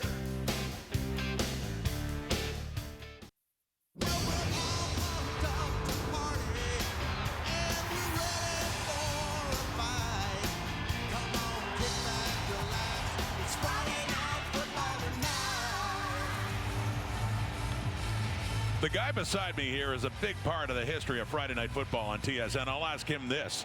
Trivia time, Glenn Suter. Okay. On a Friday night, who set the BC Lions record for most touchdown passes in a game sometime over the last 25 years? Casey Printers. There you go. Well, you know what? No, hang on. That's not my final answer. Okay, well, I'm going to give you some time to think about it. On the option to Hickson. Nice. Oh, breaks a tackle and more. Frankie Hickson, and then a little stiff arm to boot for Marcus Sales. Travis Lulay. No, hang on. That might not be my final either. This is a play. Now, this is what I mean about top-end speed from Frankie Hickson. But well-executed pitch and option play from Cody Fajardo. And this is the type of offense that I think the Saskatchewan Roughriders can really excel at, because Fajardo runs so well, he draws defenders to him, and then that quick pitch to Hickson, he's off to the races. That's something going there for a gain of 22 yards. And there we go, first down. Faking throwing it back and keeping it is Fajardo, who gets inside the 40. Buck Pierce. You're just going to keep guessing. Name every Lions quarterback, though. Well, you know, Casey Printers had the monster year. He did, 2004, I think? Yeah. MOP year. But he got on the field because Dave Dickinson, the starting quarterback in BC, got hurt. There's another name. So I don't know. I'm having fun with this one. I'm making little notes here. John Jennings, remember the big years early on for Jonathan? He played very well. Okay, we got a couple of options. Lots of possibilities. We'll fill you in later. And then there's Damon Allen, too. Here's Cody Fajardo on the run. Something Damon Allen, by the way, did very well. You think? Well, yeah. 10,000 plus for Damon Allen, the only quarterback remotely close to that kind of rushing yards. Just fantastic dual threat. And that Casey Printers year, Damon Allen was playing for the Argos and beat BC in the Grey Cup in Ottawa. Right. Remember that well. Well, Cody Fajardo, in addition to being 12 for 16, has been running 5 carries, 34 yards. Big difference in rushing between these teams. Flags out. Frankie Hickson bursting through that hole again as Purifoy is taking him down, but the flag came out just with the snap of the ball. Frankie Hickson getting his chance with Jamal Morrow injured and on the 6th game with a broken bone in his hand. Offside, BC number 33 is declined. The result of plays the first down. Manny Rugumba called the offside, so Frankie Hickson is running hard. Well, and they love to get this fullback involved. That's James Tucker. Watch how he comes in, makes a block, and then washes his man down inside to open up a small hole for Hickson, and that's all he needs, just a little sliver to hit it. In 2 previous games this season, the Riders have not scored a point against the Lions in the second half. Threatening now, handing off to Moore on the sweep, and he has to backtrack a bit as he gets chased down. And that is Matthew Betts, who had a sack earlier in this game, having a strong season for the BC Lions. Boy, is he ever. I mean, he just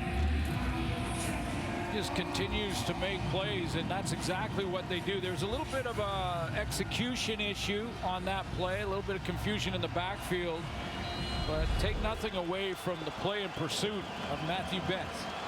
Loss of 4 yards, putting the Riders back to the Lions 23. A 2nd and 14. Midway through this 3rd quarter already. Still a 4-point Saskatchewan lead, looking for more. Fajardo completes it to Samuel Emelis, and Emelis gets down inside the 15 and not nearly close enough for a first down, so the field goal unit will be coming on. Yeah, and you know, so this ends in a field goal, but this is a drive, I think, that Jason Moss can really build on. I mean, he's frustrated didn't finish it with the major. You know, he's talking to Cody Fajardo about some of the deeper options on that second and long play, but I like the option out of the gate, the run inside to Hickson. I mean, there's something you can build on there. Brett Lawther's attempts, he's 2 for 2, the 20 and 22, and this is another short one. Just beyond the 20-yard line, he's 22 yards away. Strong leg doesn't need to be strong. Accurate leg as well. 3 for 3, a 7-point Rider lead here at BC Place. Hey, Glenn Suter guessed a lot of great BC quarterbacks names, including that man. Dave Dickinson was the one back in 2003 against the Ottawa Renegades in the nation's capital. 6 touchdown throws in one game. A Lions record tied Joe Kapp. Now, Joe Kapp didn't play on Friday Night Football, but a legend. BC Lion fans, and Dave Dickinson. And his brother Craig here involved in this game tonight. Absolutely. When we launched that one out, and his team in the lead by a touchdown now after that Lawther field goal. His third. Both coaches having to make a tough decision at quarterback last week, and then again going in this week. And Dave Dickinson went with Jake Mayer, who played great last night. What a great football game that was. Congratulations to Winnipeg on the win, but Mayer played great, and Craig Dickinson went right back to his starter, and I think Cody can build on this game. The Dickinson brothers, a couple of tough decisions at the quarterback position over the last week. 2nd and 5, BC 45. Lions now down by 7. Pipkin still in at quarterback, and a deep ball, but it misses Dominic Rhymes and heads back. So we talked to Craig Dickinson and about that tough decision to bench his quarterback, Cody Fajardo. It was not a plan, trust me. We're both Dickinson brothers are wired similarly in that if we think we need to do something to give our team a better chance to win, we're going to do it. So we think Cody gives us our best chance to win going forward. So we're all in on him, and we're going to try to do the best we can to make sure we're playing well around him, because when he's on, he's pretty good. He was asked tongue-in-cheek about both brothers, Dave too, having that decision with Bo Levi Mitchell and Jake Mayer, so handled it well. And they have the ball back. It's Mario Alford, waited for it, trying to draw a no yards penalty just right around the 20. Well, and remember that, you know, obviously Michael O'Connor, who started for the Lions tonight, he and Jake Mayer were in a battle in Calgary, right. And of course Craig and Dave in the offseason will chat, and almost got the start in front of Jake Mayer that year, didn't, and Mayer has excelled when he gets his opportunity. We'll see if we see O'Connor again tonight. Doesn't really look like it right now. Well, Rick Campbell wouldn't rule it out, said it's a leg issue. And as it stands right now, Antonio Pipkin still the quarterback, but whistles blow before the snap of the ball. Let's see here. Oh, a challenge flag.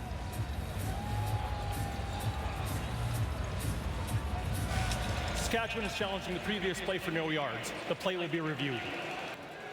I was wondering that as Alford waited and waited, and it looked like there could have been a Lion on punt cover that was inside that 5-yard zone. Well, remember that whether it bounces or it's caught in the air this year, it's a 15-yard penalty. So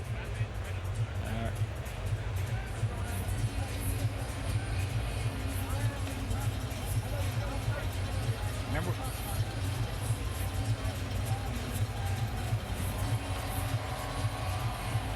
Right now they're at the 22. They could certainly use those 15 yards. Command center had a look. Here's what it is now. After review, we have no yards against BC. It's a 15-yard penalty. First down, Saskatchewan.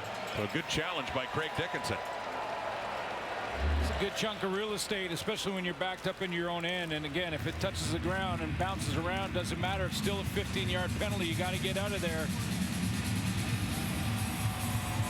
can see Manny Rugamba trying to back up. Doesn't get back in time, so. And he keeps his timeout because he won the challenge. So instead, the Riders will scrimmage from their 33, leading by 7. Cody Fajardo, 13 of 17 for 242 yards. 1 touchdown, no picks. Here in the second half, swinging it out for Moore. Coming in was Gary Peters. Couldn't quite get him, so Moore does manage to make something out of it when it looked like it could have been lost yardage. A couple times now we've seen that play on first down to get him in a manageable situation. This one didn't work because of the play by Peters. That's a great close. We've seen some great defensive back play tonight already.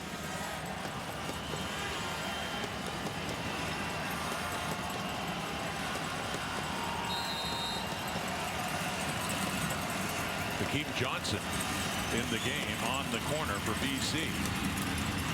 Complete. Tevin Jones has it up near midfield and a first down. It's Johnson who makes the tackle in this game after the injury in the first half to TJ Lee. This is an example of the confidence that Cody Fajardo is building in real time as we watch. He's throwing into the teeth of the blitz here. That's Jordan Williams coming off the edge from that side. He steps into the throw nicely on that dig route with the blitz coming right down in front of him. Gain of 18 yards. Up to the 52. 1st and 10. Faking it to Hickson. Throwing it off to Schaefer Baker, who was a touchdown in this game. And he gets it inside the BC 50, close to another Saskatchewan first down. Also seeing some pretty good fundamentals from the quarterback position with Cody as well. And when he can get it to this guy, boy, he's had a big night already with lots of football to be played here tonight at BC Place. And he and Schaefer Baker still producing. 4 catches for 160 yards. 5 for 170 now, so that was before that one. So that's a tidy little average. Of course, an 85-yard touchdown catch helps. Fajardo keeps it himself on a 2nd and inches, so that'll be a first down and more inside the Lions 45. Well, keep in mind that Schaefer Baker stands 6'4".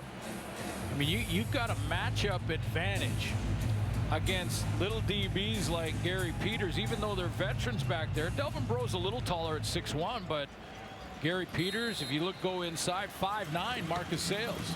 And yet I like his speed for a tall guy getting around the edge. We've seen that a few times. No question. Good after the catch. Look out. Go, Hardy gets the boom lowered. He hangs on to the ball. Sales came right in and hit Hardy as he caught the ball. Yeah, Marcus Sales released his guy, which was Schaefer Baker. He's going to release him. He drops outside, and then he's playing zone, so he just reads it and comes up for the hit. He'll just drop his guy. You'll see him in a second. You'll see there he is now on the right of your screen, and then he steps up because that's his zone out there. Jake Hardy, though, getting some touches. That was his 3rd catch of this game. First 3 of the season for Hardy. Setting up a screen to Hickson. What a move by Frankie Hickson. My goodness. Has a burst and also has a nice move there. Now this is tough. This is tough against any tailback to try and tackle him in the open field. Hickson is a little screen play. Tried it earlier, didn't have the time. But here it is now. Watch this move in the open field. Plants that right foot hard, and away he goes to the sideline. But man, that's tough at the best of times. You play against a guy with this kind of speed. Delvin Breaux went, whoa, I had him. Go back and get the cleats on. Nope. Wow, gain of 15. 1st and 10, and a look into the end zone. Coverage there! Tevin Jones! Touchdown, Saskatchewan!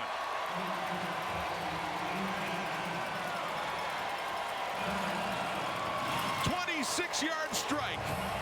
Cody Fajardo with his 2nd touchdown toss in this game as the Riders increase their lead. You heard Craig Dickinson in that clip we showed you say that Cody Fajardo is our guy and our best chance to win. And I couldn't agree more. And that's not a slight against Mason Fines, but his confidence is starting to build. He's getting it back. He had time to throw that deep ball. Protection a little bit better on that throw. And that's what Cody Fajardo can get done when he gets a steamboat or two. A 7-play drive covering 77 yards. To be capped off with a point after try here by Lother. Another point on the board for the Saskatchewan Roughriders. Had not scored in 2 previous games in the second half against BC. Oh, they're making up for it now. 7 more. Kevin Jones touchdown.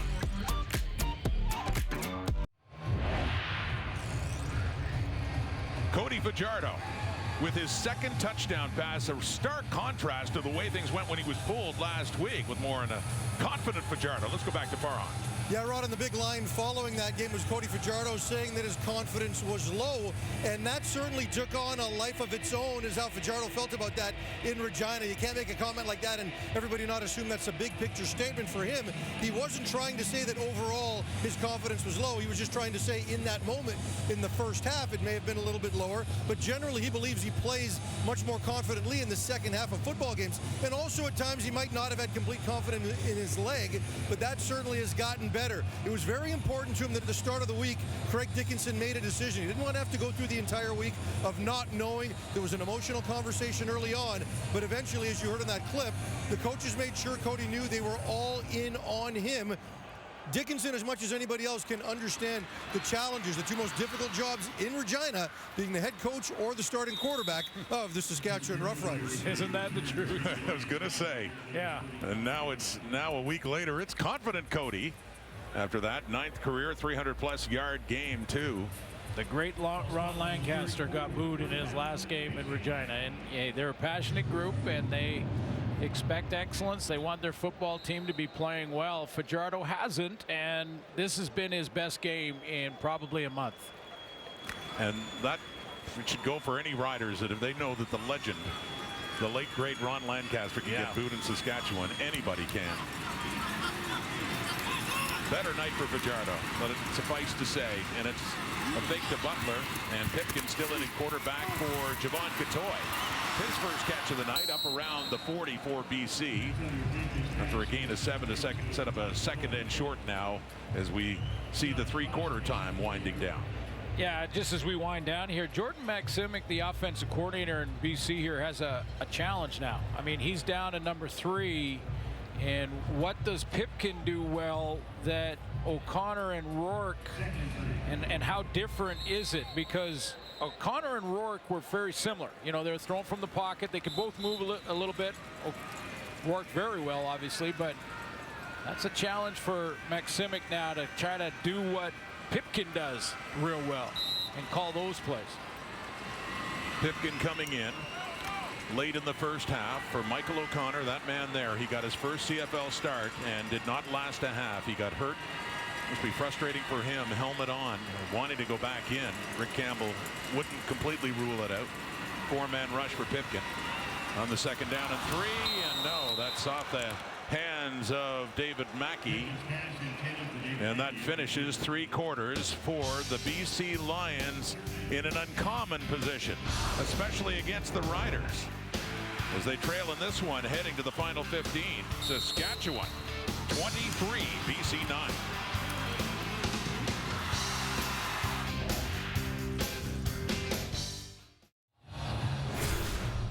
Saskatchewan Roughriders starting to take over this game in that 3rd quarter. They're the stats through 3.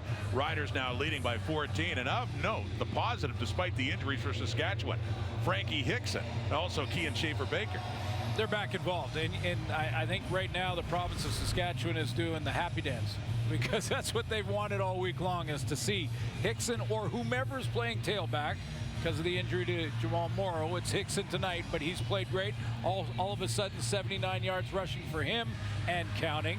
Over 100 yards of offense, and Schaefer-Baker is closing in on 200. And I think the entire province wanted to see 89 get the ball. And he was hoping, though, he had said that with Duke Williams getting hurt, moving into that slot back position, which he played in college, something you have said he's used to. He's getting a little bit more attention in this game and a couple of big plays for 89. And a touchdown and a 3rd and 3 in Flintoff, punting it away on the hop for Kyron Moore back in the 15 for the Riders after a punt of 54 yards. Moore trying to get something going on this return as he gets it up across the 25 for Saskatchewan. So Hickson has caught the ball 3 times for 30 and now is looking at 8 carries from the backfield for 79 yards. I mean, that includes the big one of 22. So he's been ripping off some chunks here against a good run defense in the BC Lions. This is the #1 run defense in the league coming in this week. And that's really an extended running play when Cody Fajardo dumps it off like that. Fajardo 18 of 22 for 314 yards, 2 touchdowns, none intercepted. Quite a difference from a week ago for the Rider quarterback, handing off to Hickson. Finding room, he can hit a hole, get some extra yards, gets it up across the 30 on that first down play. Well, I love the acceleration. Talked about that, but also those legs just keep driving. I mean, it's not like when he hits contact, his legs die. I mean, he just keeps churning, churn. I mean, that's how you break it, because all it takes is to break one tackle, you're in the secondary.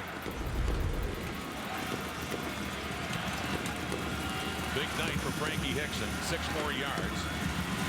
2nd and 4, back in 20's hands, and has the 4 and more. On the ground, Frankie Hickson, and crawling for a couple more after the play is done. But that's another first down for Saskatchewan. You know who else likes it? The O-line likes it. Yeah. I guarantee the O-line is having more fun tonight than they've had in the last month and a half. That's a pretty good hit, too. Came in there, I think it was Marcus Sales, but look at Frankie Hickson say, there you go, first down. That's back-to-back runs.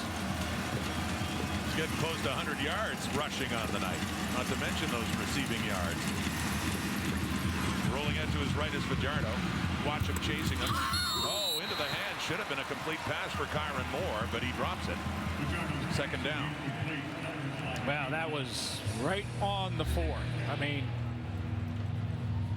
Fajardo can't throw this any better. On the run, you know, I think his technique and fundamentals have been much better tonight. Cody Fajardo. No, Craig Dickinson lit a fire, didn't he? Well, I don't think he'd mind that. Getting benched can light a fire in a hurry. I'll tell you that. Last week, I know, just before the half, and going like, wow, I just got benched. Dickinson said he wasn't happy, and I don't blame him. 2nd and 10, Fajardo. One thing we've seen, though, that is consistent with last week and before, all the pressure Fajardo has been under. That's sack number 6 given up by the Riders tonight. Yeah, and it's 11 in the last game in 3 quarters, basically. Well, we got a quarter to go, almost a full quarter to go here, and Fajardo's been sacked now 11 times by this BC Lion front 5 or front 7. That one stops the drive. Marcus Sales back for this Corey Vedvik punt. 2-touchdown lead by Saskatchewan. Under 12 minutes to go. Needing a win to get back above 500 in that competitive West Division. Lions are 8-1 coming into this game. Sales after a punt of 44. Steps back. Tevin Jones on teams, takes him down. Back comes Antonio Pipkin with a lot of work to do. Riders lead, and more help is on the way soon. Let's go back to Farhan with a guy who's happy to be back with Saskatchewan. Yeah, guys, Braden Lenius, who's from the Vancouver area, but is going to fly back with the Riders tonight. And players that get released by NFL teams, they go through this all the time. Do I want to wait for a practice roster, or do I want to play? Clearly, you wanted to play. Yeah, 100%. You know what? Me and my agent, we settled it. We gave it a month after I got released, and that was the deciding factor. It got to this week, and we said we're going to give it this week to make a decision. And the decision was kind of clear at this point. And, yeah, I chose the boys in green. And for you picked pick the good games to come back for. Back-to-back against Winnipeg. You're going to get Shaq back. You just got Kyron back. How good can this receiving core be now? The receiving core could be special. We saw a snippet of it last year. I just want to come in and add to it and hope I can add some success. Guys, and I'll tell you this, Braden is Glenn Shooter's favorite member of the Riders. It's not the safety Mike Edem. It's the Carson Graham guy right here. Carson Graham High School over in North Vancouver. Absolutely. Well, great to see Braden back. What a great catch right in front of him. But Dominic Rhymes a gain of 35 from Antonio Pipkin. From the Rider 40, Pipkin with time completes another one. And that is down close to the Rider 30, and that's Javon Catoy on the receiving end for BC. Yeah, one man's misfortune is another's opportunity, and that's exactly what Pipkin has right now. Big play. He's got a tremendous receiving core, an offensive line that's played well all year. And there's a situation he's used to. Short yardage. Got 4 touchdowns in that situation this season. Had not thrown a pass before this game, but he does keep it and gets the first down for BC. And based on what we see, that bottom line in the scoreboard, still plenty of time to bring his team back. Here's his big throw. And speaking of getting confidence, I mean, very little to no reps, and you wouldn't think he got many in practice either all week, even though he went to the number 2 spot behind O'Connor. Because O'Connor is so young, he would have taken the majority of first-team reps, if not all of them. From the Rider 29, Lions on the move, down 14. Pipkin to his right, completes another one. Keon Hatcher inside the 20. Another first down, BC. But you know, it's Rod, you know what it's like playing the game. I mean, at some point, I bet Dominic Rhymes, a Hatcher, probably a Brian Burnham went to Pipkin and said, look, we got you. Just be a point guard out there and just dish it out, sling it, don't think about it, don't overthink it. Those little pep talks help. It's working right now. Rider 18 completes another one down to the 10. And it's Jeremy Clark throwing Catoy down after another good gain. He set up a second and short, a 9-yard pickup for the Lions. Throwing on time right now in this drive. It's, you know, I remember to go back and look at some of Pipkin's games, but where he did get playing time. But I would suggest that this drive alone is his best football in the CFL. See if he can finish it. It's the second time only this game they've got inside the 20. BC's 0 for 1. Got to be thinking more than a field goal here. On a 2nd and 1, Pipkin back to short yardage, right side, and looks again like he will have enough to make it a 1st and goal. And if not, they go for it probably on 3rd down because they'll only be inches away.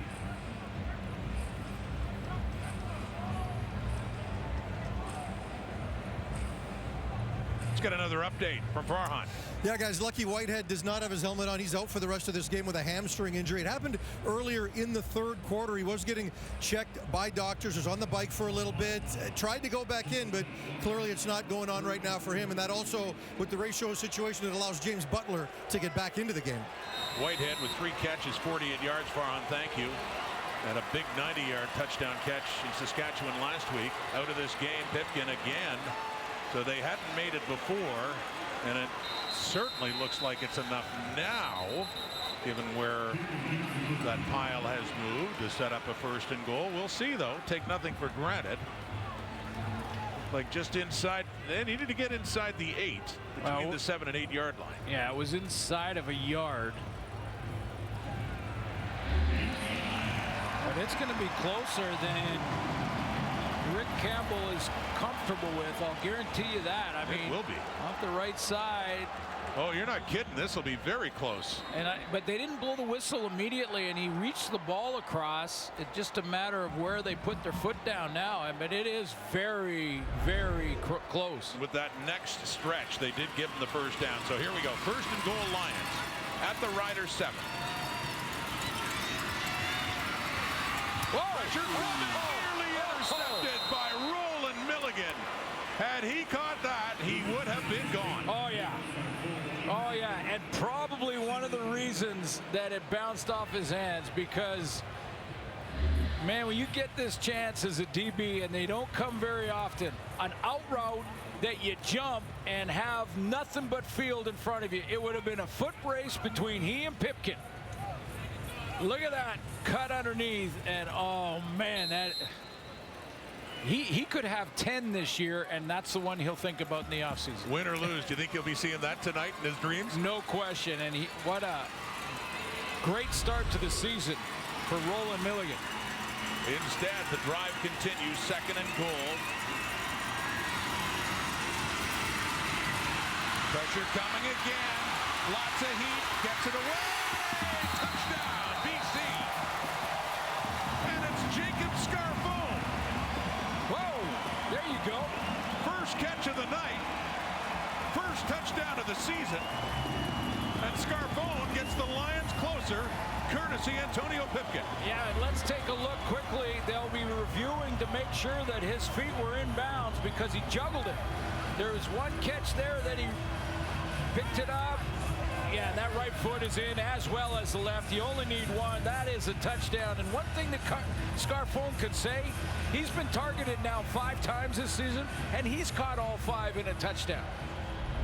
So he can go back in that huddle and say, hey, if you throw it to me, I'll catch it. That's just how it works. I'm at 100%. Well, that'll be in his dreams tonight, especially if the Lions can find a way to come back in this game. They're getting closer in the point after there by Sean White for Yev. Jacob Scarfone starting his career in Ottawa, his 4th year in the CFL at Guelph. And a big play for a guy that hadn't had any business at all until this moment right here.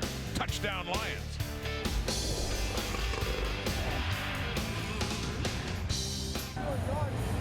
Long time coming for Guelph product Jacob Scarfone.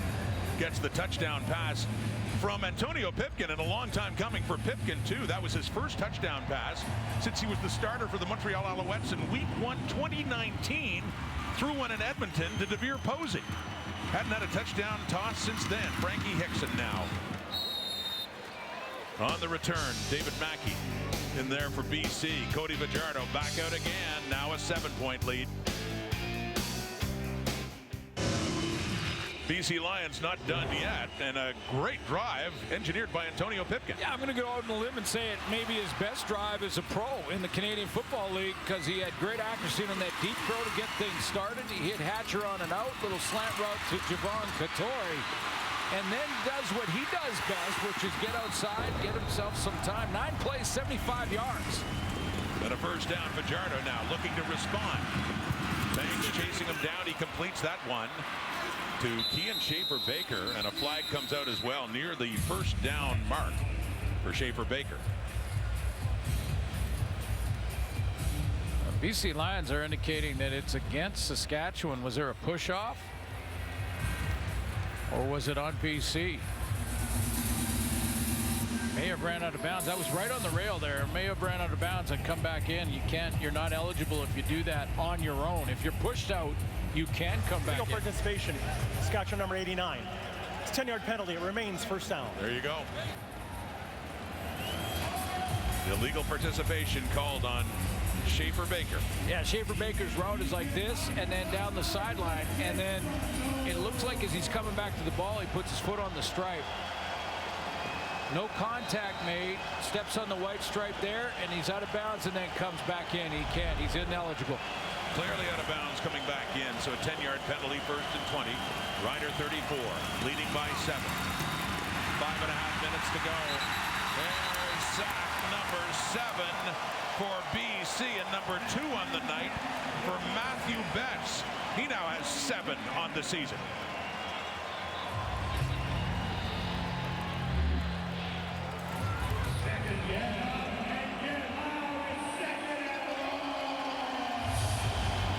That's 7, and that's great one-on-one again, this time on the other side on Jamal Campbell. Gets him standing up, loses his leverage, inside move.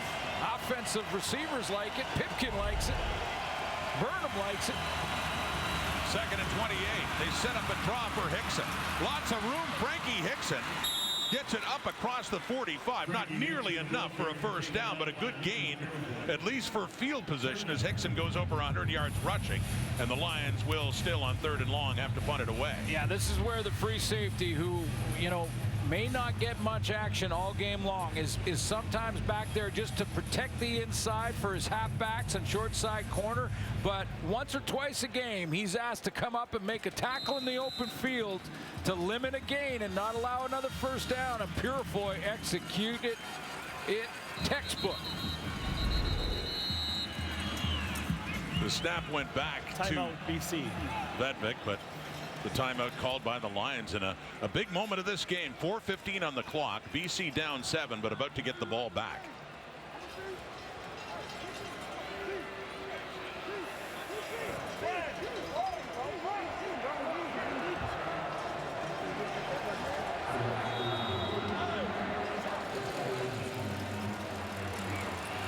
Good time to use a timeout, because they lose it soon, late in this 4th quarter.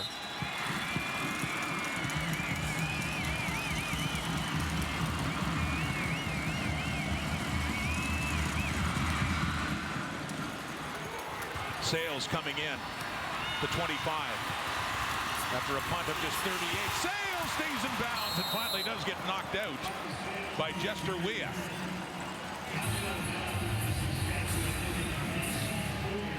One of the stories of this game, Michael O'Connor, is first CFL start, but doesn't last a half. This was in the 2nd quarter, and the hit by Darnell Sankey. Darnell Sankey on a blitz, and he played after that, but that rocked him.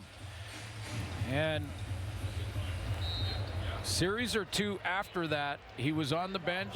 Medical staff took a look at him, and they've decided that he could not finish. So it's up to Pipkin now. Hit in the upper body. Rick Campbell had said it's a leg issue that he's suffering from. They have the ball out at the 40. After that return by Sales. Down 7. Pipkin back in. More heat coming. He takes off. He can run. Dancing around closer to midfield, and a first down after a gain of 13 taken down by Larry Dean. Yeah, and this we know he can do. This is what we've seen Pipkin, whether he was in Edmonton, whether he was in Montreal. He can take off and run. So now for Saskatchewan, it's all about discipline in their rush lanes, staying up the field, staying in their lanes, and keeping 17 in the pocket. Getting down to 3 minutes. Up at the BC 53. Lions need a touchdown. They need to hang on to the ball. That snap went awry and falls down. Pipkin lucky to just get on it. Well, especially in that Saskatchewan was coming with a blitz. There's Larry Dean. He's going to blitz on this play. You got Sankey in the middle. He's blitzing. Larry Dean had a clear gap right in the B gap between guard and tackle. Pipkin lucky to get that one back. An errant snap from the center, Peter Godber. As it's a loss of 3 and a loss of a down, effectively 2. So 2nd down and 14. 3 minutes on the button here at BC Place in this 4th quarter. A 1-score game. Riders trying to hang on. Final minutes under 3. BC down 7. Antonio Pipkin, 2nd and long, taking his shot. Deep ball, no. Falls incomplete. Dominic Rhymes, the intended target. Antonio Pipkin's pass intended. Dominic Rhymes incomplete. How close? Because that looked like Pipkin had a shot. Rhymes had a step. There's no question about that. The blitz was coming up the middle, and look at that step he has on Clark. Oh, it went right through his hands. Wow. Trying to look right, well, just beyond him. It looks like he lost sight of it as it came across the top of his helmet. Just didn't see it. So they punt.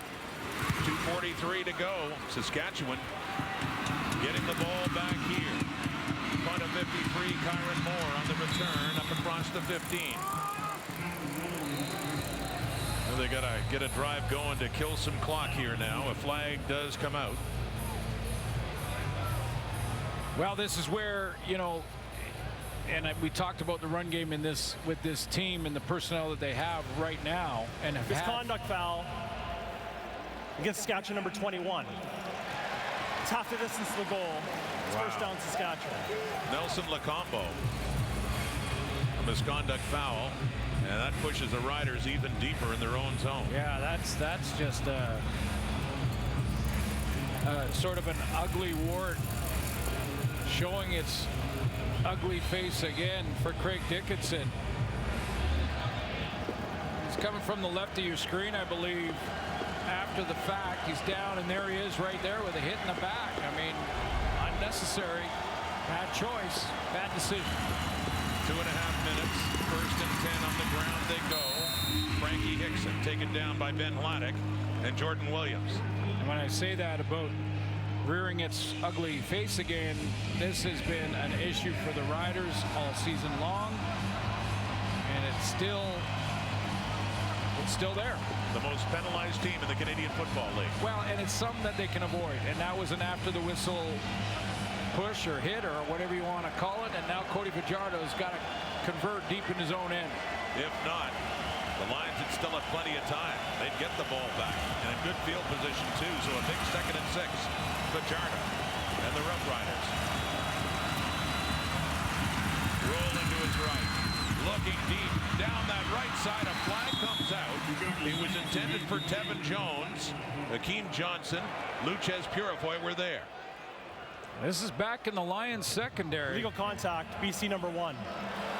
10-yard penalty, makes it a first down. Call it against Gary Peters, and what a big penalty this is as the Riders are able to continue the drive. Well, it's a 10-yard penalty, so yes, they continue the drive. There's Gary Peters right there. Let's see, he's well beyond 5 yards, so he can't make contact and disrupt Kyron Moore.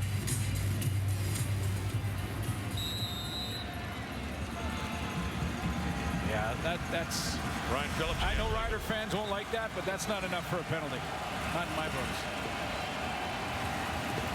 They're out to their 22. New set of downs. Hickson. Big gain by Frankie Hickson. Yeah, this is ideally what the Riders want to do. Get, over 5 yards of crack, grind it down the rest of the clock. And then if they have to, that penalty gets them out of the hole in the field position. Timeout, BC. Timeout, BC. BC uses their timeout. Frankie Hickson coming in for the injured Jamal Morrow. Hickson's numbers on the ground: 13 carries, 122 yards, and receiving 3 catches for 30.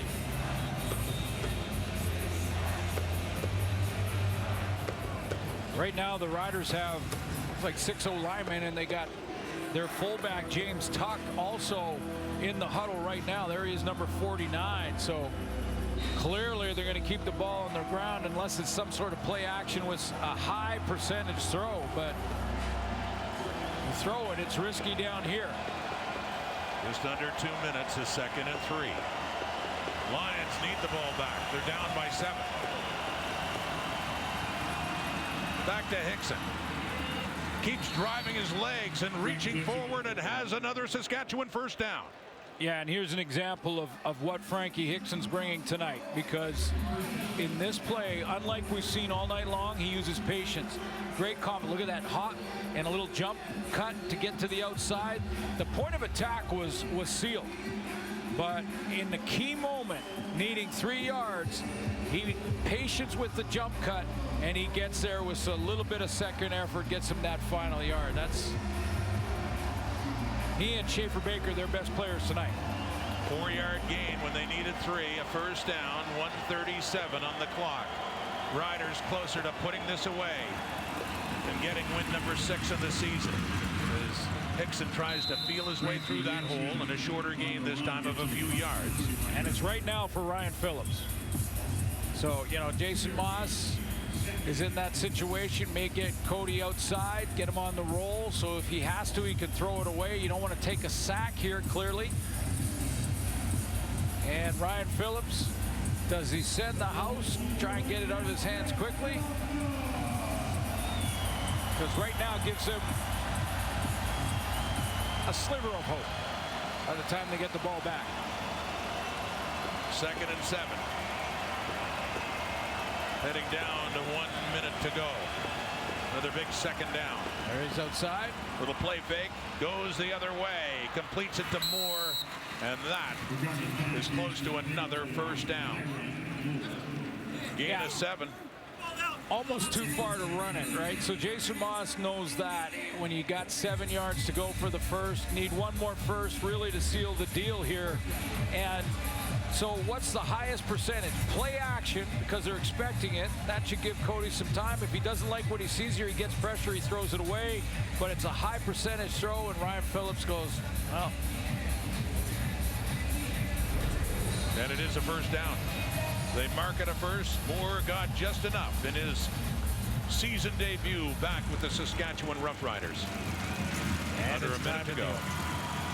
Victory formation. Big bounce back game for number 7.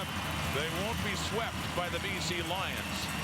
They salvage the third and final meeting, an important one too, to get to 6-5 as Michael O'Connor, unfortunately for him, was not able to come on in the second half after getting hurt in the first in his first ever CFL start. Updated look. This is a big win for Craig Dickinson's team. I mean, one of their last 4, struggling big time.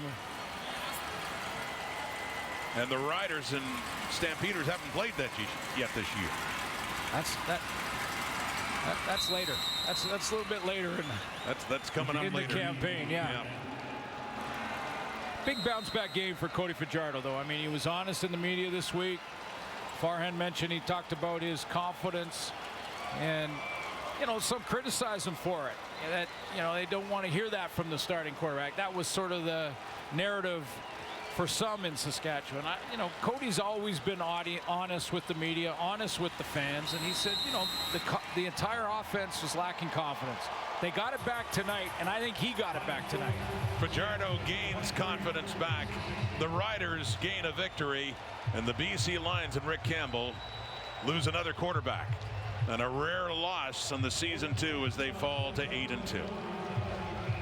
Well, we'll get the updates all week. We hope for a speedy recovery for Nathan Rourke. Absolutely. And Michael O'Connor now. The Riders, they needed a win. And with a big second half, they got one. Kean Schaefer-Baker, what a game. Frankie Hickson, 2. And yes, for Cody Fajardo. The Rider defense as well. Hanging on, winning it 23-16. That does it from BC Place. Thanks for watching. Sports Center is next on TSN. Good night, everyone.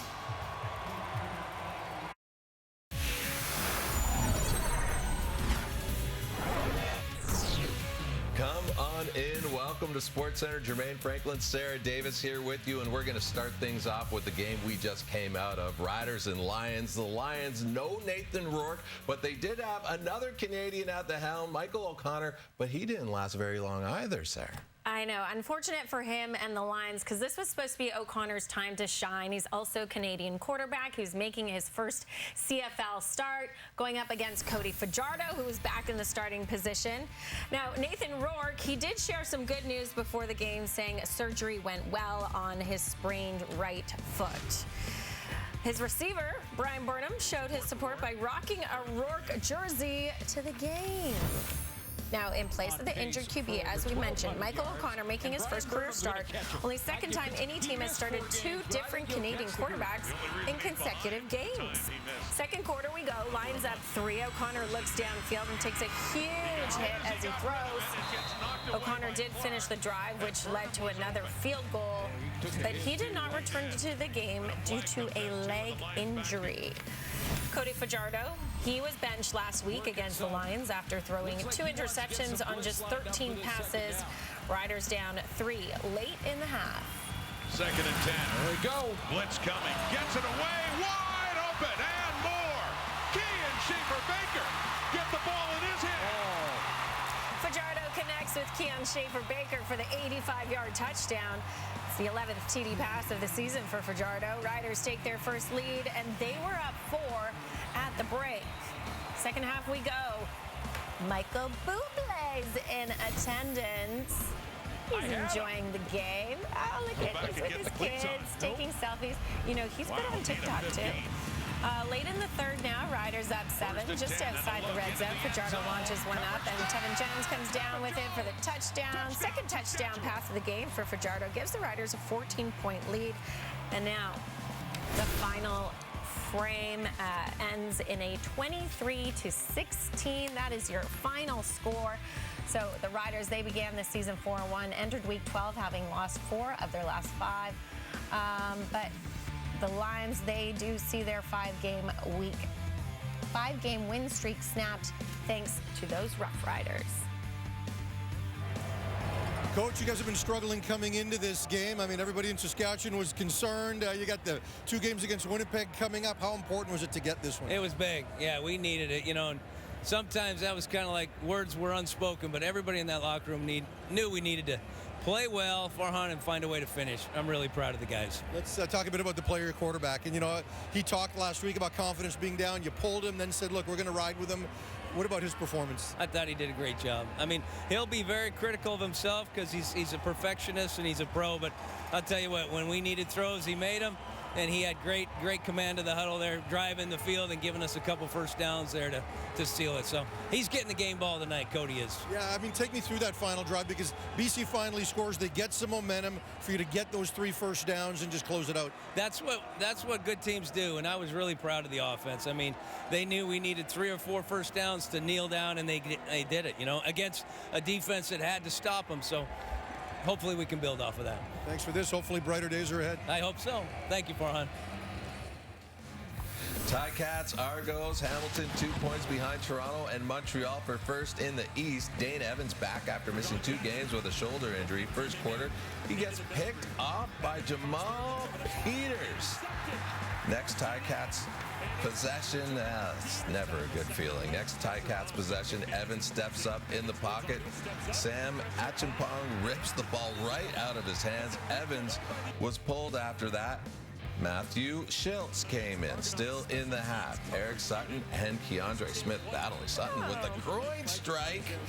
He was disqualified. Let's check in on Schultz. After coming in to replace Evans, he finds Lamar Durant, and Durant stretches in for the TD. The Ticats led 16-10 at the break. Let's move to the third quarter. Hamilton pinned deep. Schultz can't find a receiver. He gets sacked by Shane Ray. Schultz holding his right wrist. He left and did not return. So Evans comes back in late in the third quarter. Evans under pressure and just tosses it up. And it's picked off by Peters again. His second interception of the night. 4 plays after the turnover. McLeod Bethel Thompson to Mark Keith Amble's 13-yard score. The Argos up by 8 heading into the 4th. The Ticats driving with 13 minutes to play. 3 by 3 they go. Evans wants it quick. This time he rips it. It's intercepted.